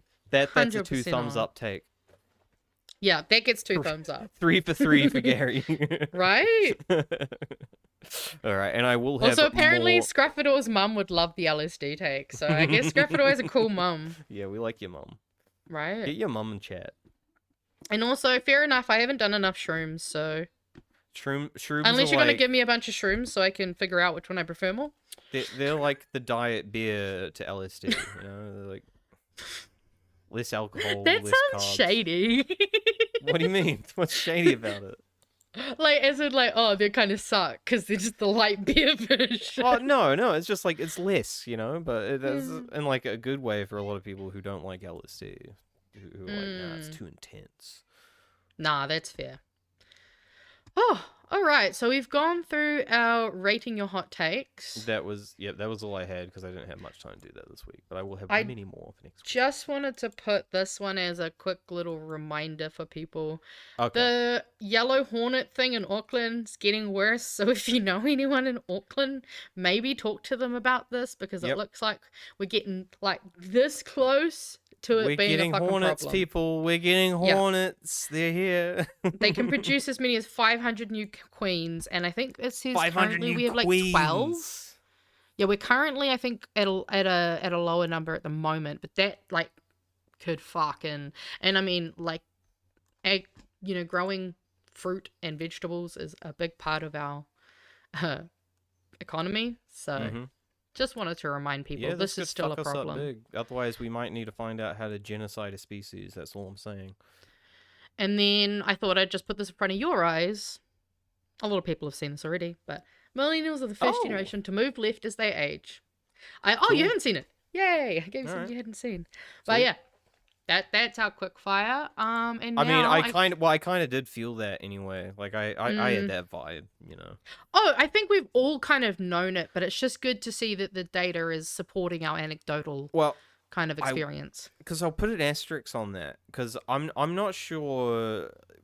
Like, give it another 10 years just to see the pattern, but because I have noticed, like, you know, even with just like my parents or something, like more of a swing to the left as a response to a lot of the international right wing swing. So it seems a little like it's trying to counter. So, you know, hopefully this momentum sticks. But I'm just saying it could just be a temporary trend. I mean, I think I'm more inclined to be on the side of the article because for me it seems like because of the information access that we had, again, it's at those fundamental ages as well, which I think has really helped shape us. And it makes sense now that things are actually getting, you know, extreme, that we're seeing people finally flip. But I think in terms of that, I think I still am kind of with the more of like, I think that for the majority of millennials, especially because like we're the youngest millennials that exist. So Gen Z, I think we have different, there seems to be, at least for now, there seems to be more data to suggest that Gen Z men are going right. But that's a whole other. We should have called ourselves the youngest millennials. Damn it. That was a good name. We're the youngest millennials. Or baby millennials, as some people like to call themselves. But we are. So just a fun little thing. All right, another thing to stay hopeful for. So hopefully by the time the environment's melting before us and everyone's dying, everyone will be in agreement. Yay. Yeah, we should really do something about this guy. Right? It's almost like people have been trying to scream at us for literally decades. Sorry. This is amazing. My mom would be cooler if she gave me LSD instead of asking me to find it for her. You're telling me your mom makes you find it and she doesn't even give you a finder's fee? That's rude. That's fucking rude. Sorry. Mom, I am finding your LSD again unless you find me that good shit. Right. I need some of that good shit. Come on. No, I'd just be like, surely. Hell, even a half a tab, something. Yeah, or just like make you something, go cook you some waffles or some shit. Yeah, bring you a cake or whatever you something. like. Yeah, exactly. I don't know, swap you some weed from some LSD. Oh, all right. So we've got our little deep dives. Nothing else? How you we want to do mention this? there? Nothing else you wanted to mention there? Nah, I mean, there's I a knew couple it. more I want to mention. Okay, then you highlight. Quickly do these two. Which one? Where are you? Oh yeah, I wondered what that Mrs. Doubtfire thing is. I'm down. Spoil it. Well, I Yeah, because saying Mrs. Doubtfire is gonna make people know understand. about it. I don't know. All right, we'll do that one first. Mrs. Doubtfire. Okay. This is the Mrs. Doubtfire scandal, and I thought it sounded funny. The Mrs. Doubtfire, as you might even say. Doubtfire, dear. Regina Doubtfire. Do you like Mrs. Doubtfire? Of course. I'm just checking. A modern-day Mrs. Doubtfire with a macabre... Oh, why is it being weird? Oh. Is this the biggest it's going to give me the video? I don't know. It doesn't matter too much. Try just Control plus zoom in. Okay. Yeah. Nah, it's Facebook. It'll do weird shit. We'll just watch it in this weird just watch it like this format. Oh, wow. Where's the sound? A macabre twist. Huh? Why can't I hear it? Modern-day Mrs. Doubtfire with a macabre twist. The city of Mantua in Italy's north is making headlines after an elaborate pension fraud was exposed. A man caught dressing up as his dead mother. Little old lady, dressed in a skirt, wearing lipstick and a pearl necklace, off to collect her pension in a small northern Italian town. But staff smell an imposter.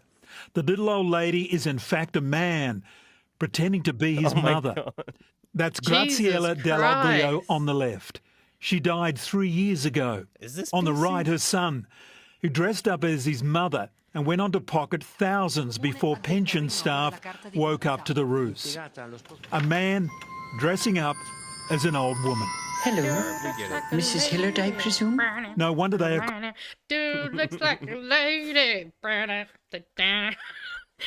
I mean, I couldn't hear. Okay, so we need to fix that fucking issue because I couldn't hear any of that. You couldn't hear I did any of hear that? a little. Nah, I did hear a little bit because I went to. I still had the YouTube open, but I got enough of what I needed to see. Bro was What did I collecting do? his mum's checks. It's because whatever the video thing does is I think it routes through maybe your desktop or something.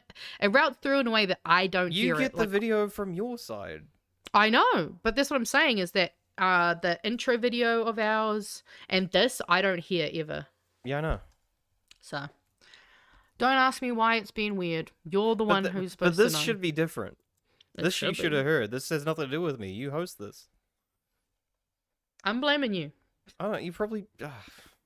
I mean, it's crazy though. I mean, to be fair, he kind of did look like his mom. Like, I'm not gonna lie. I just thought it was funny because he's like, he's just pretending to be this old little woman, and he pulled it off. He pulled it off for quite some time. It sounds like Oh, a yeah. couple of years. This guy's just pretending to be an old lady. I mean, that- babushka. At least it's better than some of those ones who just try to, come up with excuses for why their like mum can't come into appointments and when they're doing the same kind of thing. At least bro actually put a fucking effort into it. I'll give him credit for that. But yeah, it's definitely more psycho than. It's a Miss very Doubtfire. progressive crime. Although I actually, you know what? This comment I'm just gonna point out, like, if we actually went through and kind of unpacked Mrs. Doubtfire, there's actually a lot of problematic aspects. It's like, it's very predatory what he did as Mrs. Doubtfire. So like, let's not go unpacking 90s Robin Williams movies. But it's one of those. early It's like absurd when you think about it. It's like this big charade to try and pretend. But then you could almost imagine actually hearing about that in real life. Like, man dresses as housekeeper to keep seeing his kids during parental divorce or some shit. Like, it's like, oh yeah. It's also, that's exactly like, essentially that's the sexual crime version of what right-wingers say about trans people. So, you know. I love that. All right, what's this? What's this? This was just a Bolsonaro. quick one about Bolsonaro. Just a quick update of Bolsonaro. He's been naughty. Okay. Bolsonaro in trouble. Been a bad little boy. Brazil's Supreme Court has ruled former President Jair Bolsonaro will start his prison sentence earlier than scheduled after he removed his ankle monitor. The 70-year-old was sentenced to 27 years in prison after being found guilty of plotting a coup after he lost the 2022 election. Bolsonaro has been on house arrest since August and was expected to start his prison term next week. But he was detained on Saturday after removing his ankle monitor with a soldering iron. Oof. Damn. Backfired. Shame. Yeah. I just thought it was funny. He should No, have that is started funny. jail earlier. Just like, good job. All you Fuck had you, to do was Bolsonaro. chill at home. Fucking... Right? Literally. Just a bit of home D. Like, people would love to have the opportunity to just be like, sorry, I can't leave my house. Yep. I'm not in jail. Alright. I'm stuck at home with my fucking Netflix and shit. Right? Oh no, in my comfy, probably very bougie house. Oh, you know it's fucking massive. Exactly. Alright. Captain, what direction are we going Oh, now? okay. Yeah, because we haven't done this yet. I think what we'll do is we'll do yours, because I feel like yours is the deepest, so we'll give it the more time. I mean, yeah, probably. Okay. Question is, do you want any video? Because there's a little bit of video No. we could probably watch. Oh, But- you mean for you? Do what you want. Oh. Jeez, okay, don't have a fucking Well, say. because I might even cut mine out if we're getting a bit short for time, and I can just push mine to next week. Well, okay, then how about we share... Oh, we'll start, because I mean, I did do some of this on Well, because Tuesday. we've never done this before, so we don't know if No. it's going to be like, maybe we'll just tag team, do one each week, who knows? True, that's actually... Yeah, well, I mean... Because we've got a bunch. I guess we'll see how it goes. We got plenty of stuff. Exactly. Alright, so if that's the case, let me find my buttons. Because I did try to cover some of this last week on Tuesday, but as the people who joined me last week will know, my poor computer could not handle it. So, I thought it might be good for us to have a bit of revision anyway. Here we go. But also because I just want Rogers to see this stuff, guys. I want to see his brain start to explode like mine did. What the fuck am I looking at right now already? So this is someone I found on TikTok. Okay. And she has basically been doing an investigation into some very strange and interesting patterns with Neuralink. So essentially, we got across 6 parts. It reveals basically aggressive expansion, secrecy, troubling overlap with detention facilities, shell companies, and missing oversight. Infrastructure looks purpose-built for exploitation, echoing historical abuses, raising urgent questions about safety, consent, and who controls the data literally inside of our heads, because obviously Neuralink uses BCIs, brain chip implants. It all sounds very conspiratorial. Yes. Oh yeah, that's in part like 3 or 4, I think.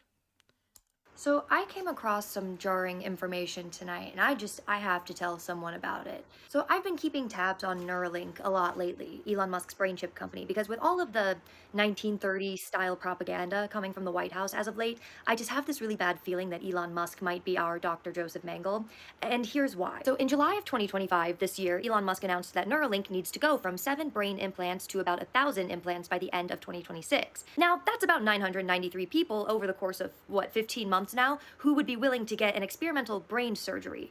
That's like 60 some odd patients a month. And at the rate in which it took him to get 7 done, feels nearly impossible, if you ask me. Now, there are a couple things that have been bothering me, especially about these Neuralink sites, because they have approved through the FDA 2 sites in the United States. One, which is in Phoenix, Arizona at the Barrow Neurological Institute, and the other, which is in Miami, Florida, which is at the University of Miami, which has a big neurological brain study program. Both of those cities also have really, really large ICE detention centers very close by.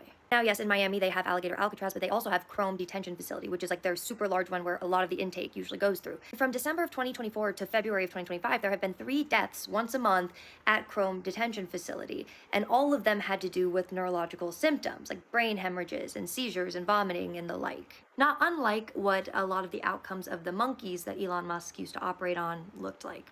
Just for the record. Now, there's a different kind of pattern that's equally concerning in Phoenix, Arizona. So Neuralink operates, like I said, at the Barrow Neurological Institute, and then right nearby there are major ICE detention facilities, Eloy and Florence. Now, the amount of time spent in solitary confinement at these Arizona facilities went from 14 days in 2024, which had been a pattern since like 2021, to 38 days in 2025 as the average. Like, that's a 271% increase. 38 days is more than a month with no witnesses, no oversight, no documentation of what's happening. And all of this just so happens to be going on and increasing right when Neuralink is also trying to desperately scale up their operations so they can stay competitive with other countries. So those patterns have been bothering me for quite some time now, right? Especially with the alligator Alcatraz now like missing hundreds of detainees that have no record.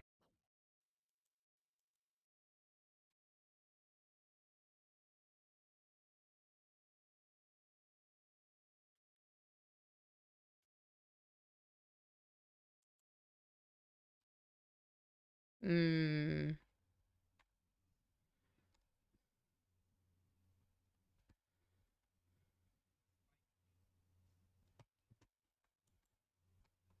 Yeah.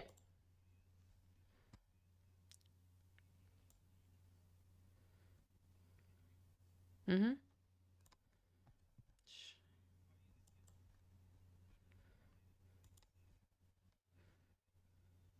Yeah. Oh shit. Yeah, Oh. sorry. Okay, I'm muted. Sorry, I was saying what was I saying? I was saying this you're is saying the that whole... this is his emo. Yes, this is his MO. Essentially, always this has been his MO. Them trying to play catch up in a certain sector. The only one probably was Tesla, but he even though they were early adopter, the hard part again was getting people to adopt, and they were trying to get people to adopt as quick as possible.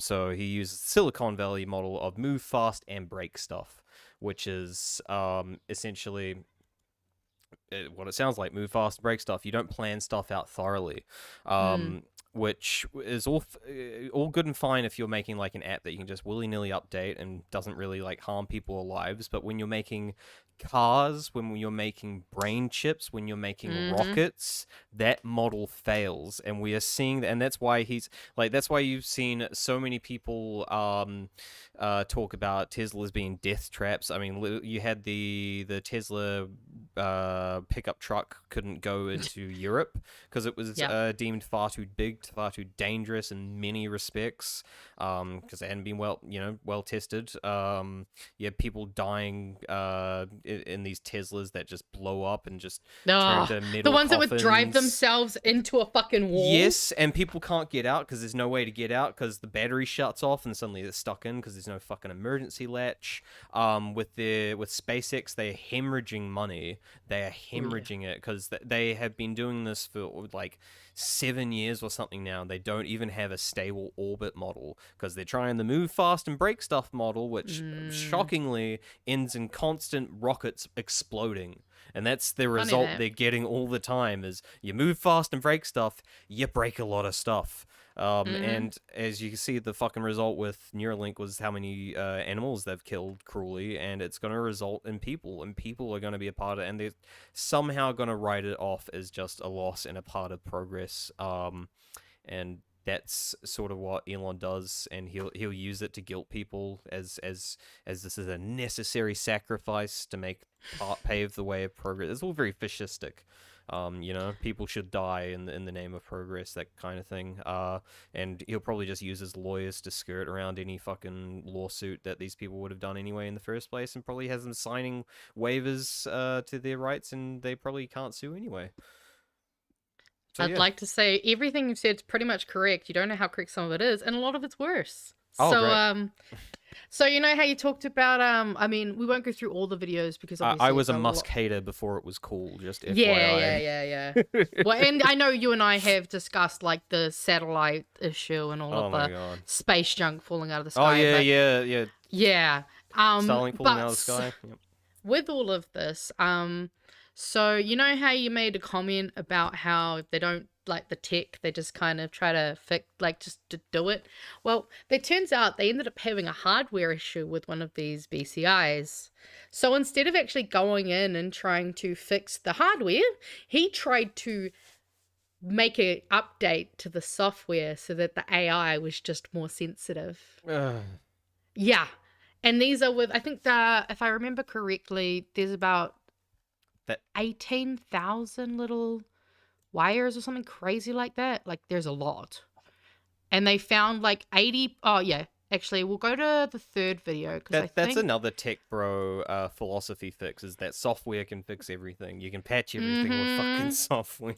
No, and you can't patch out a fucking brain chip issue. Like, come the fuck on. Which is an issue with a lot of their Teslas and why they can't get full self-driving working, because they didn't put the kit in there that they needed. But yeah, so in part 2, she kind of goes a bit more into the history of BCIs.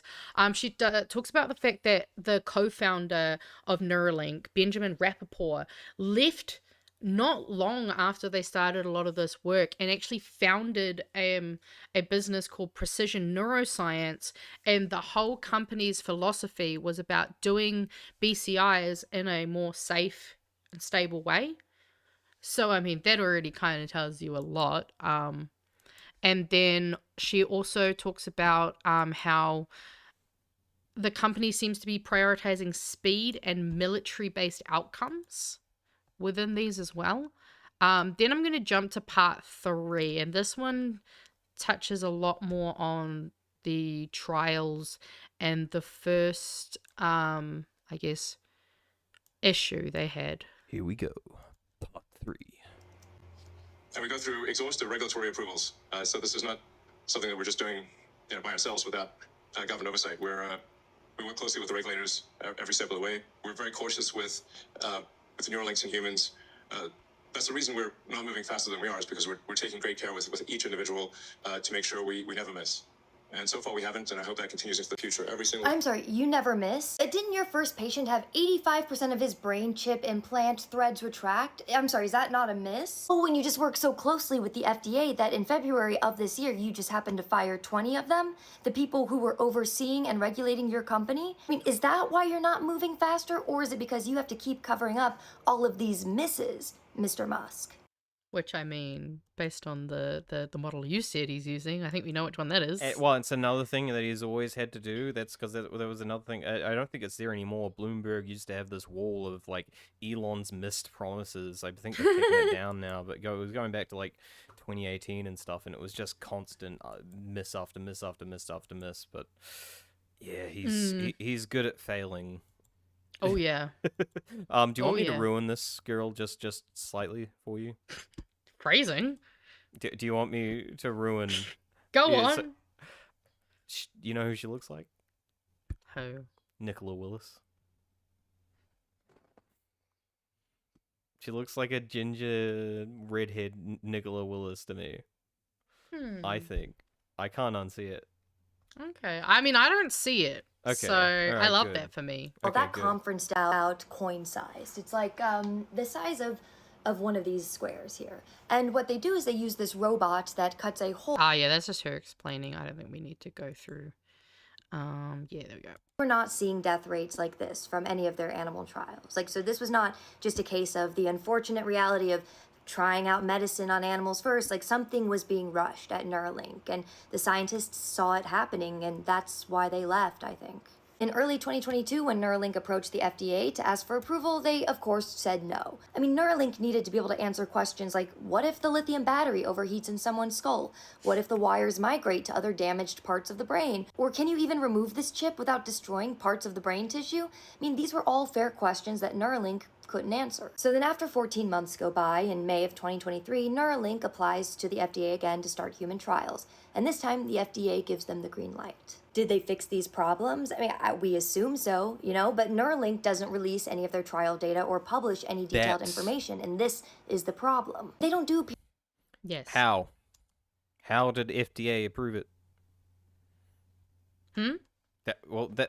That's a key question there. Why or how did the FDA wind up approving that? Go. Well, does she go into explain that later?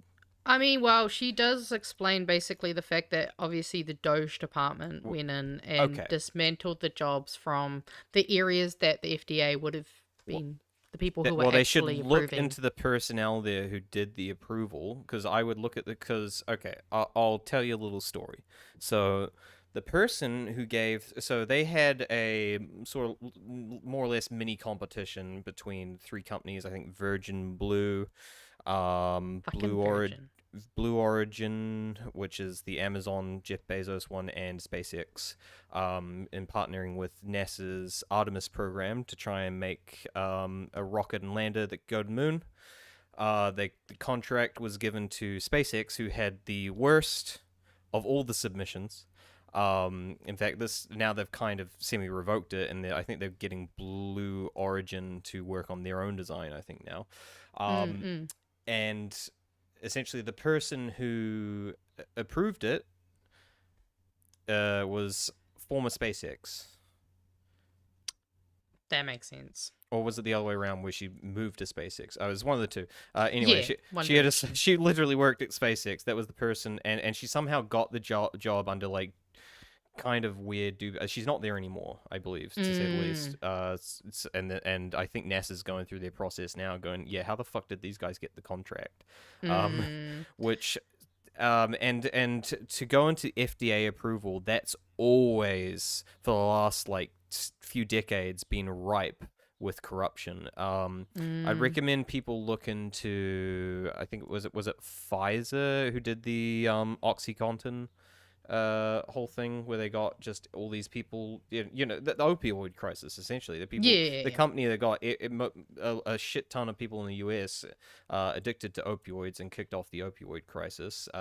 Essentially, that whole situation exposed pretty much rampant inherent corruption within the FDA, which was essentially a sort of quid pro quo situation where those people working in the FDA would approve things for their buddies, who would then go on to give them a cushy job after they left the FDA. So I wouldn't be shocked if that's what happened in this situation.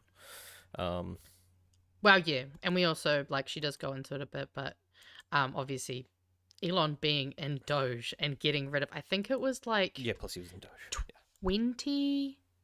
20 people who were directly, basically, in the area of the FDA that were approving his bullshit. So she should be looking at personnel that were in the FDA during this approval, and now be looking who's at work at SpaceX, see if any of those names match, because I almost guarantee one of them's gonna. And she's talked about the kind of the complaints and the issues, and then this is another interesting part of this. After years of complaints over the animal trials and all of the scientists leaving over safety concerns, it looked like someone was finally going to hold Neuralink accountable. The SEC reopens an investigation, and the FDA had sent a letter to Congress about the objectionable conditions at the California facility. And the USDA Inspector General Phyllis Fong starts investigating the animal welfare violations. Finally, for the first time in a long time, it feels like maybe something is finally going to happen and Neuralink is going to suffer for the things that they had made these animals suffer through. But then, Trump gets inaugurated into office on January 20th of 2025. And almost immediately, he appoints Elon Musk to lead something called the Department of Government Efficiency, which means that the guy, whose company is being investigated by federal agencies, now has influence over those same agencies. And 7 days after Trump takes office, Neuralink announces that they are expanding human trials into Miami, Florida. He also fires 17 different inspector generals, one of them being Phyllis Fong. Yes, that Phyllis Fong. And this queen does not go quietly. She refuses to leave her office. The security had to physically remove her from the building. And she fought them the entire way, saying that this firing was illegal, which I happen to agree with, but it doesn't matter because then, poof, she's gone. Just like that. And then in February, Doge just keeps cutting people from the FDA, about 20 people from the Office of Neurological and Physical Medicine Devices, which is the exact office that oversees... Such a specific office, too. Like, can you make it any more fucking obvious? Does not go quietly. She refuses, and it'll probably work great in this nation, silent. And in the whirl of Elon Musk's chaos, every door that was starting to open just closes, just like that. And they continue to expand their human trials, and by September of this year, they've now implanted 2 patients in Toronto. They have at least 8 or 9 in the US, and by November, they're now claiming to have between 12 and 13 different people who have these chips in their brains. Think about it, you've got all of this happening faster than anybody ever expected, and now there's no one left to ask questions. Well, almost no one, because, hi, hello, you've got people like me. And yeah, that's her third, the third part. And then she keeps going. She does also go into a lot of following different, I guess, leads in terms of shell companies. There was also a weird incident with one of their patients that, like, because they don't actually publish their results. Elon just posts them to Twitter. So, obviously, that's also another part of the issue.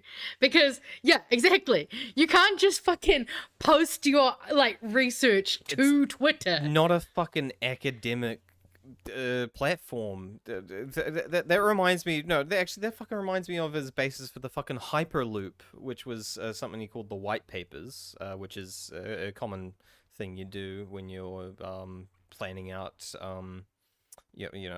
scientific or engineering concepts. I believe you call it a white paper, which is like the main sort of outline of what you expect to do with the science and research. And he did that and just posted on like his website, like it was an academic peer-reviewed article. Oh yeah, there's like no peer review. There will be not a single bit of peer review. No. Peer review? That's woke. No, they have to find someone as immoral as him.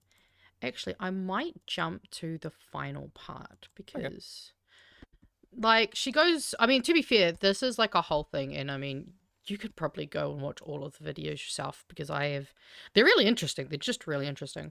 But so in part 4, she talks about this weird case they have with this one guy who is supposedly been showcased as basically a success story, but then all of a sudden, even though he has no social media presence, a GoFundMe comes up, but the person who actually started the GoFundMe is linked to Neuralink as well, and yeah, whole bunch of fucking questionable things, especially around the data ownership of a lot of those things. Then obviously goes into money. That's an issue with proprietary devices being put in your body in general as well. That's why I would never fucking do it. Yeah, and then there's foreign intelligence linked investors that are involved that have ties to surveillance and Chinese military tech. And then in part 6, we'll go into here because this is the what she has called Neuralink Farm or Neuralink Ranch. Sorry, I got the wrong one. Let me just share this. Manager, and the construction started for this facility when they only had 2. I'm partway through watching that. Oh, you can tell I've watched these a lot. Yeah, we'll go past a little intro. Yeah, there we go. This part of the investigation, we have to go back a month ago when Neuralink announced new facilities in San Francisco, California. And I remember reading that and thinking to myself, like, that's strange. Don't you hate California, Elon Musk? Like, hasn't that been your whole thing lately? Like, you moved all of your other ventures out of state, made a big deal about it, just beating the Texas drum. I seem to remember that you couldn't shut up about how California is overregulated and hostile towards business. So what are you doing back here, fam? But then I thought, well, if I want to figure out what he's planning to do in his new facilities in San Francisco, I should probably first figure out what he's been doing in his facility in Austin. So I just decided to Google Neuralink Austin address to see what would come up, and the same address over and over kept appearing, and it was 2200 Caldwell Lane, Del Valle, Texas. So I pulled this sucker up on homes.com because I don't know about you, but I want to see what a Neuralink facility looks like, and to my dismay, I saw the most gorgeous property, 37 acres, rolling hills. It's lush and it's green and it's so... What the fuck was... Is it just a You want me to shed go back? in the middle of nowhere? Wow. Yeah, it kind of looks like a farm in New Zealand. It just looks like a New Zealand farm. What? Yeah, yeah. But hey, I mean, to them, sure. You know?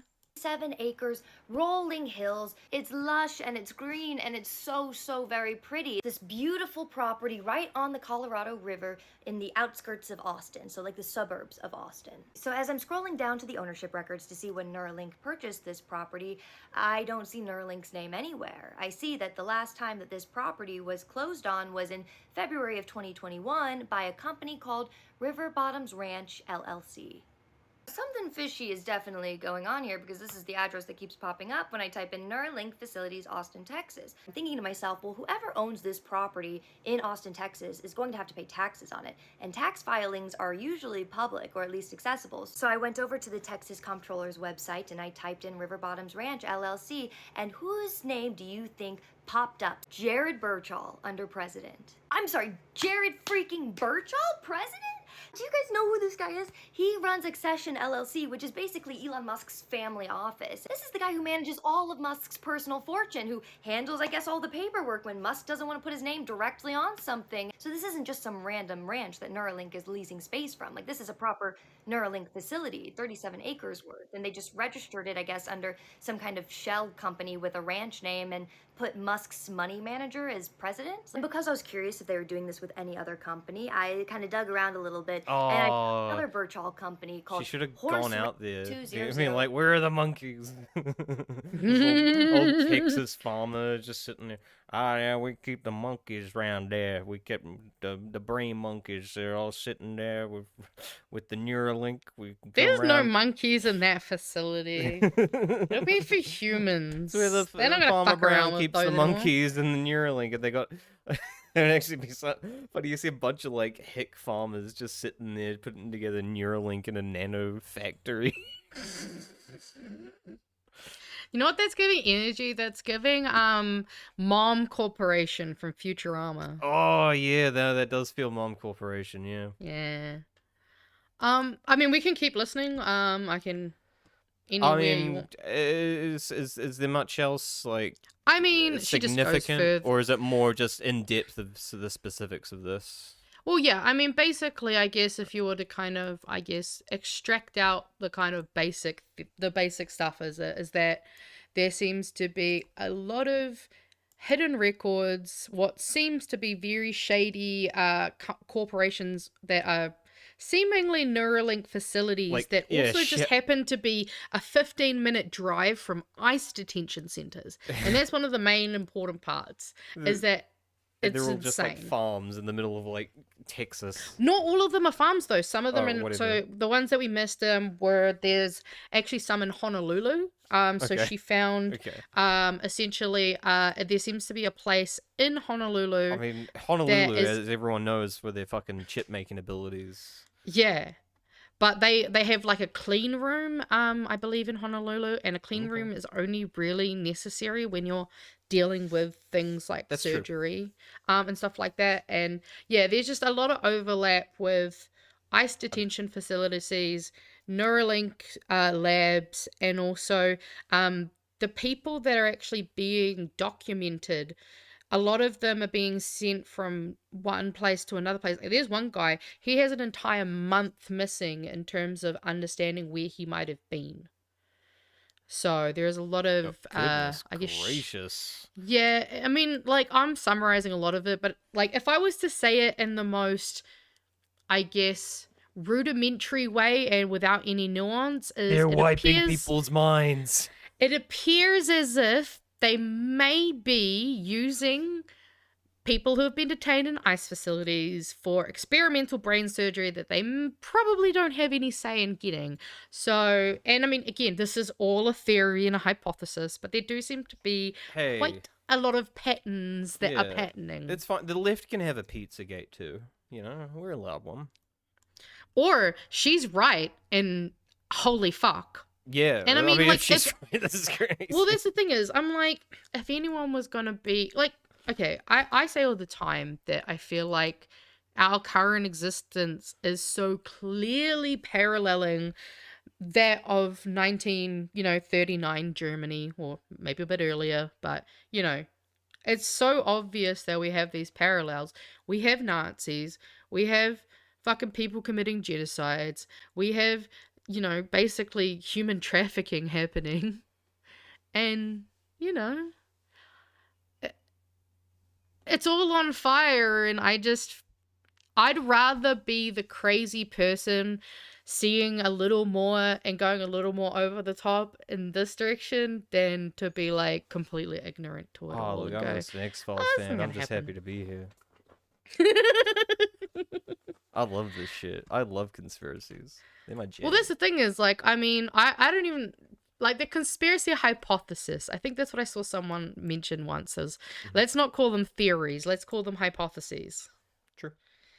Also, yeah, Get Out doesn't help. But that's the thing is, I feel like, again, with Get Out, like, there are too many things in the real world that are like this. And, like, that's the terrifying part. And I think... Do not assume this is the safe timeline. I had some nasty thoughts the other day, and I was like, oh no, there's way worse timelines. So count yourself lucky. Yeah, going back to a safe timeline is, I mean, it would be nice to be on one of the good ones. That's for sure. Count yourself lucky. This is as bad as it gets, and it's kind of entertaining. Yeah, it could be more miserable. Terrifying way. It could be in a terrifying way.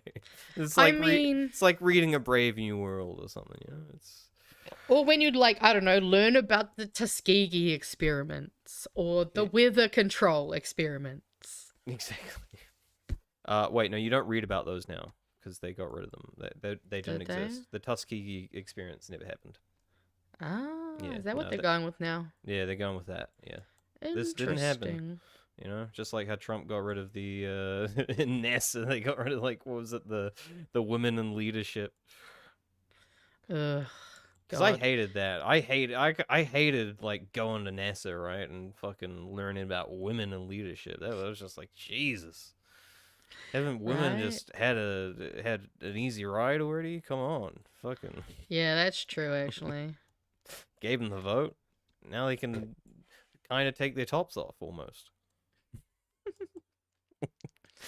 You can feed your baby. It's not indecent. Can you? Can you though? I don't know. Anyway, we could go to my thing, but I'm thinking we will leave the time just to do some fun and cleansing, I think. Because mine's just a boring little thing about flies. That was it. But, I don't know why, but for some reason that just made me... Do you remember that CeeLo Green music video? That gone, baby, gone. The love is gone. Fuck you. Is that one? No, I was singing it. Oh. It's gone, baby, gone. The love is gone. No, I don't know that one video. Okay, well, I'm going to bring up the video just for funsies. Cause yeah, you caught me. I was being sexist. Oh, who's been... I was looking at...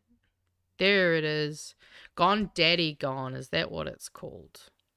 It has been way too long since I listened to CeeLo Green, to be quite honest. Wait, so why you bring up CeeLo Green now? Why well, Niles Barkley. No, I mean, we can look at the other stuff. I'm just going to show you. I don't know. You're building it up. I don't know.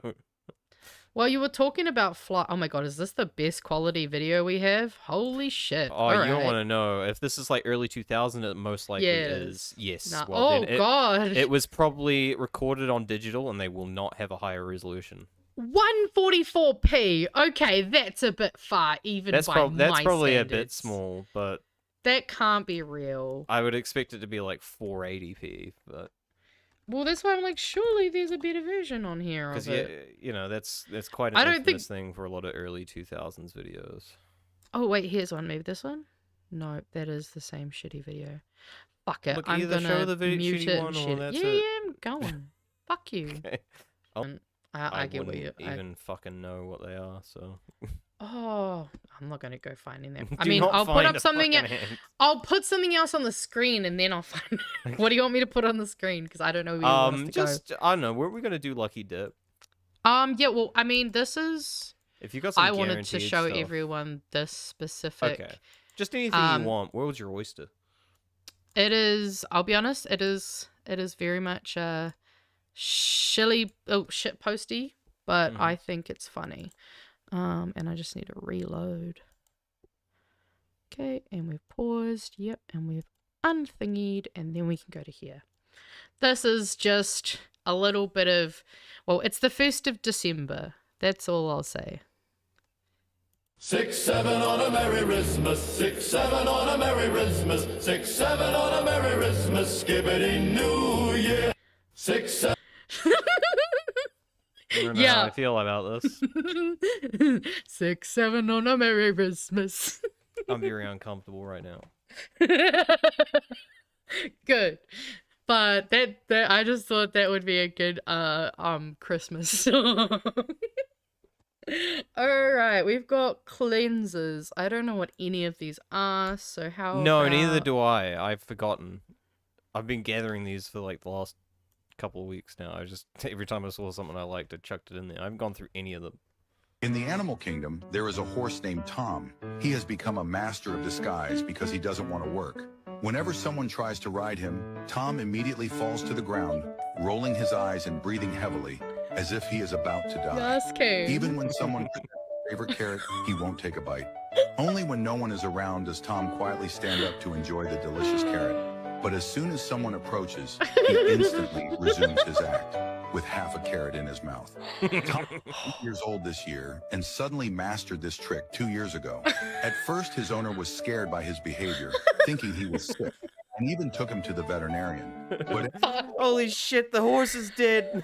Multiple deceptions, the owner finally understood When your horse plays dead? that Tom was just acting. His careful design ensures he doesn't get hurt, and even the person falling off won't be injured. In fact, when Tom pretends to be dead, he also carefully observes his surroundings, as if preparing for his performance. One could say his acting skills rival those of a star, and he definitely has the potential to win an Oscar. Hell yeah. Fucking hell. What a drama king. I love him. You imagine that happened the first time you're the first person to do that. The horse just you're like, I fucking killed the horse. Holy shit. And you get the vet over and he's like, oh, he's fucking just chilling.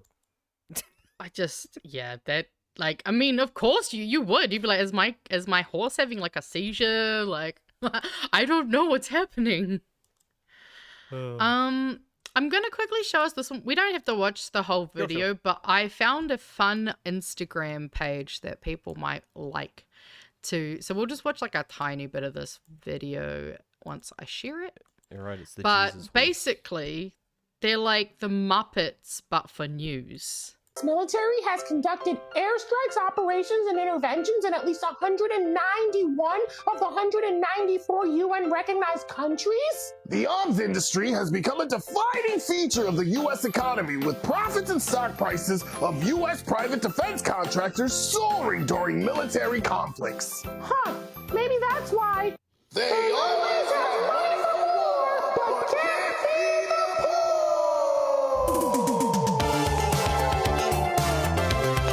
It'd be really nice if the president's about the war. Why they always at the bar? Sorry. But yeah, I just, if you want to go follow that Instagram page, it's called Seize the Means Shirt. Sick. I'm gonna follow them. Because you Yes. remember earlier when I was like, how can you make a children's show about politics? Yeah, actually, I That's should it, have right remembered there. that I That's had right there. this. Yeah. They got me. That's how you do it. You get the puppets. Yeah. Yeah. And I mean, don't you love the idea of puppets teaching people class Oh consciousness? my god, you could do it like with leitmotifs like Peter and the Wolf. So you could do it like the person this Tibby was going through the park today. Dun dun dun dun dun dun dun dun dun dun dun dun, and then along came Chris Luxon. The Can I make the kid right? You can. Oh my god, it could be so exciting. We should do this. So good. I mean, to be fair, we are also considering, changing things up. We could take inspiration. Yeah, we might go into puppetry. I don't know. I mean, going full into puppets are expensive. Make puppets. Like, even making, like, my brother is really into, Muppets and stuff like that. And yeah, if you want a good one, they are a little expensive. We didn't need good ones. Just grab a fucking sock. True, actually. We could make just like, what are those other, I think they're from Sesame Street, but those more like kind of almost blanket looking guys that like their body almost just looks like a bent blanket. I don't know what the name is. Yeah, I don't know. It's been too long since I was this old. I wish I was this old again. Honestly, same. Like, because I think this one's pretty funny. That there are more African Americans in prison or correctional control right now than were enslaved in 1850. Just that line coming out of a puppet. Oh, so good. Okay, what's some more Reddit? I don't know. I don't know what any of this I is. honestly, I don't know, because I didn't even remember that horse one. Even now that we've seen it, I was like, I don't remember watching that. So I don't remember how that wound up there. Oh, no. Skip this one, maybe. Oh, okay. Is it? I don't know. What the fuck? It's on the Daily Beast. We can skip it. Yeah, it's just shit about the Epstein files. Fuck that. I don't want to talk about Epstein. Neither does Donnie. Oh, shit. I forgot to...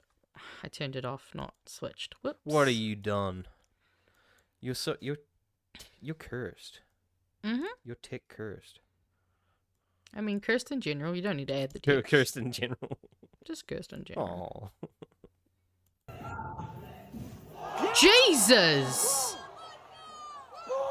Sorry, I gotta take that back. Yeah. Whoa! I know, that's crazy, right? Bro's a fucking top. Like, you know what I need? Actually, I need the Nerf Mega Howler sound to play right in that beginning bit. Just, like, my arms would, I think, come off if I did that. Legitimately. Whoa! And parkour. Today I farted, and it woke me up out of my sleep, and the jolt of the fart made me jump, and I jumped so hard that I had back problems for the rest of the day. So I'm guessing that would be the opposite of what this video was. I mean, I literally, like, I've hurt my ankle muscles so many times doing the dumbest shit, and there's nothing I can do about it. I just have to keep going through my physio whenever I do it. Yeah, well, you know what? That one was even more relatable to me today, because I woke up today and I've been fucking feeling stiff, and my back's been, like, fucking stiff, which is not a common thing for me. So I was like, oh my god, maybe I'm getting old now. That, also, I find sometimes if you just have a bit of a sleep where you sleep weird. I always sleep weird. Especially if you... Oh, you're same. Like, I'm very much a crumple, move body I mean, to be fair, also, like, when people are like, oh, I'm a side sleeper. Oh, I'm a back sleeper. And I'm like, bro, I'm just, like, barrel rolling. Yes, I'm doing all positions at night. Like... I will take the entire bed. Like, I will go all fours like a fucking star. That is me. Yeah. And it's like, yeah. And that's why you have booty calls, not a partner. Exactly, because no one could spend a night with me, because I would be tossing and turning. It would not be a good time. Yeah, when I used to share a bed with my grandma as a kid, she used to complain about it, because I would, like, kick her in my sleep. But, hey. Shit, what was this, like, fucking Willy Wonka? You sleeping with your grandma and you all have one bed together? It was actually, no, it was, I would often go over and stay at my grandma's, but, like, if I was only staying for a night or so, she just couldn't be bothered making up a whole bed just for me. Fair enough. And this was after her and my papa had divorced, so she was by herself. My grandma just always had the beds made. Just always making them beds. Yeah. She loved making beds. I mean, to be fair, my grandma does love making videos. Recently, my grandma actually, I was on the phone to her and she's like, you know what I figured out recently? If I don't tuck the bed in as hard, it's easier to get into at night. And I'm just sitting there like, oh my God, what do you mean? Of course. Because she's one of those old people that like, she tucks the bed in so it like strangles you while you sleep, which I used to love as a kid because it was basically like having a weighted blanket. And so it was real good for me when I was a kid. But yes. All right, we can probably do a couple more. Yeah. I don't know. Oh, here's one. Can we do this bottom one? Just because I thought it was funny. Do the bottom. All right. Yeah. Very on brand for you. You tell me. Well, I guess you've seen it, but does this look like? Does this look like Craig Rennie to you? That's why I thought it was funny. I thought that kind of looked like Craig Rennie. I don't see it. It's like, but maybe it's because this picture is very big. So what? But I'm I do saw is this the same week tab. that Craig, I believe, was announcing for Labour, and I was just like, I thought this because like from this afar. Yeah, like I can sort of kind of see where your brain when I like... zoomed in, I was like, oh, that's not him. I was like, is that Craig in like Labour armor? No, I totally get what you mean actually, because on the Friday show in the meme PDF, I put a picture of this dude from the police, but when I looked at it from a glance, I thought it was Luxon, but he kind of does look like Luxon in another font, but also the Labour red probably didn't help. No, but I really do want someone to Photoshop Craig's face over this now. Less Ginger Craig, yes, exactly. I was thinking maybe the lighting. All right, I'll save the picture and I'll do some mahi later before that. Actually, I'll just copy the. Yeah, I'm not gonna remember to do it if I don't put it in like my notes. Otherwise, I'll forget. So what is it? Put Craig Rennie's face on it. Yeah, put Craig's face on it. Craig's face. I've already got a cutout of Craig's face too, so I've got half of it. Might as well do that. Oh, let's do this one next. All right. I remember this one was sick. Oh, Mr. Arvids wants it. Pause. Oh, I've seen this video, but I love it. Yeah. Hold on, let me just get this Skating video. Corgi. Oh, skating dogs in general. I see so like my algorithm knows how much I love watching. You love skating dogs. Oh, skating. There's this one like little like I think he's like a pug or something, and he does some really cool ones. Oh, his little corgi bum. Oh no, you're gonna crash. Oh no. Just not that person who just gets there find out like I mean otherwise people might not believe you. Also Supreme, he's on a Supreme skateboard even. Man, what the hell? I forgot he does the actual maneuvers at the end. Fucking turning. Absolute mad lad. Can he push? Oh, yo! Okay, maybe I haven't seen this one. Fuck yeah. He can skateboard better than I can. I can't skateboard, so yeah, exactly. Yeah. Well, okay, there's one thing I can do on a skateboard, and it's where you do that like walkie thingy. I could do that. Well, that's it. Honestly, I guess from a technical standpoint, it probably should be easier for dogs because they got way easier balance. Yeah, lower centers of gravity. Lower centers of gravity, definitely. Yeah. To be fair, I'm short. You'd think I'd have a low center of gravity. You're also a lady as well. Well, sorry, biological lady. Sorry. Yeah. I knew what you meant. Yeah. Because if anyone's wondering what I mean there, that's to do with hips to shoulder ratio. Yeah. Yeah. So biological males have wider shoulders, which gives them a higher center of gravity. Yeah. Females typically have wider hips. Yeah. And I'm short, which makes it even worse. But it's good if I'm on the ground. Like, if I'm on the ground, not on wheels, I'm good. Or better. Yeah. But as you seem to have suggested, you're not very balanced, so... Oh, fuck no. I mean, I'm autistic. We have a high rate of... No, there is a high comorbidity because of the issues with proprioception.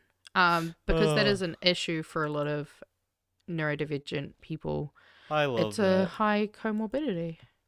To be fair, my whole personality is just my divergence. Excuse for everything is just, yeah, I'm autistic, don't worry.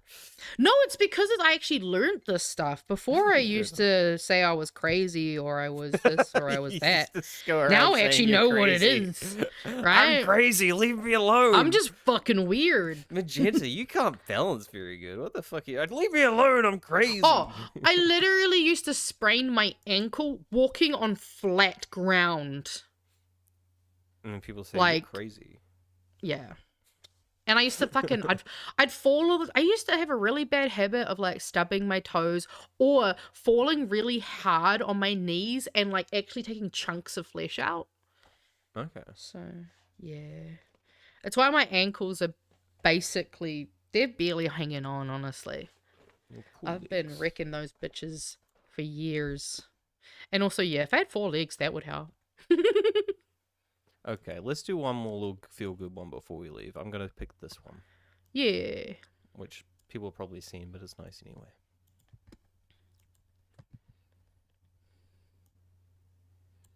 Oh, what the hell? So this was a goat that was supposed to be lunch, but ended up becoming the best friend for the tiger. Aww. Bro's just chilling. Yeah, they just hang out. Just, yeah, this is my best friend. He's the goat. Ooh, that's a good one. Welcome to the spectrum. That is a good one. They should say that I might steal that if you're not careful, bro. Every time a kid gets diagnosed, welcome to the spectrum.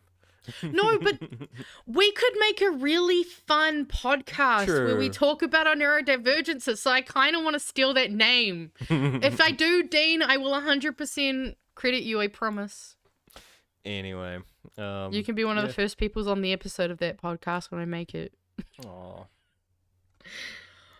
Oh, that's so good. These two. Sorry, I'm don't these mind guys me. Having a great time. I'm not minding you. I'm just enjoying the goats. And look as the notes.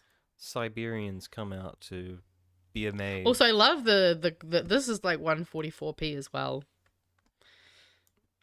A lot of like in the middle of nowhere. Terrible quality videos. Anyway, we probably leave it there. I think that's the show pretty much. I am literally just finding us something to play. I was gonna say, do you have something to? No, I up? did not because I was. What if I we was just bad. Outro with how about this one? Every day when you're walking down the street. Okay, but we have to play the video too. I don't have it. Okay, hold up. I'll find it. Don't worry. Don't you worry. Okay. Intro. Here they go. Hey, it's a wonderful kind of day. Okay, this was uploaded 3 years ago. I hope this is the right version. Cool, it is. Welcome to the spectrum. It's all fun and games. All right. Thank you very much for joining us. That's going to be our guys. song for the podcast. But yes, thank you for joining us. We hope you like the changes. Let us know what you did like, what you didn't like, yada yada, all that stuff. We will see you next week. Yeah. Hell yeah. And you might see me. Oh no, I won't be on the rest of the week. Oh. No Friday show. Uh-oh. Yes, because I'll be having Friday party with. Come here if you want more Magenta. Right? Oh, phrasing. Yeah, that's been the key tonight. It's been the phrasing. Right. All right. All right. Ka kite whanau.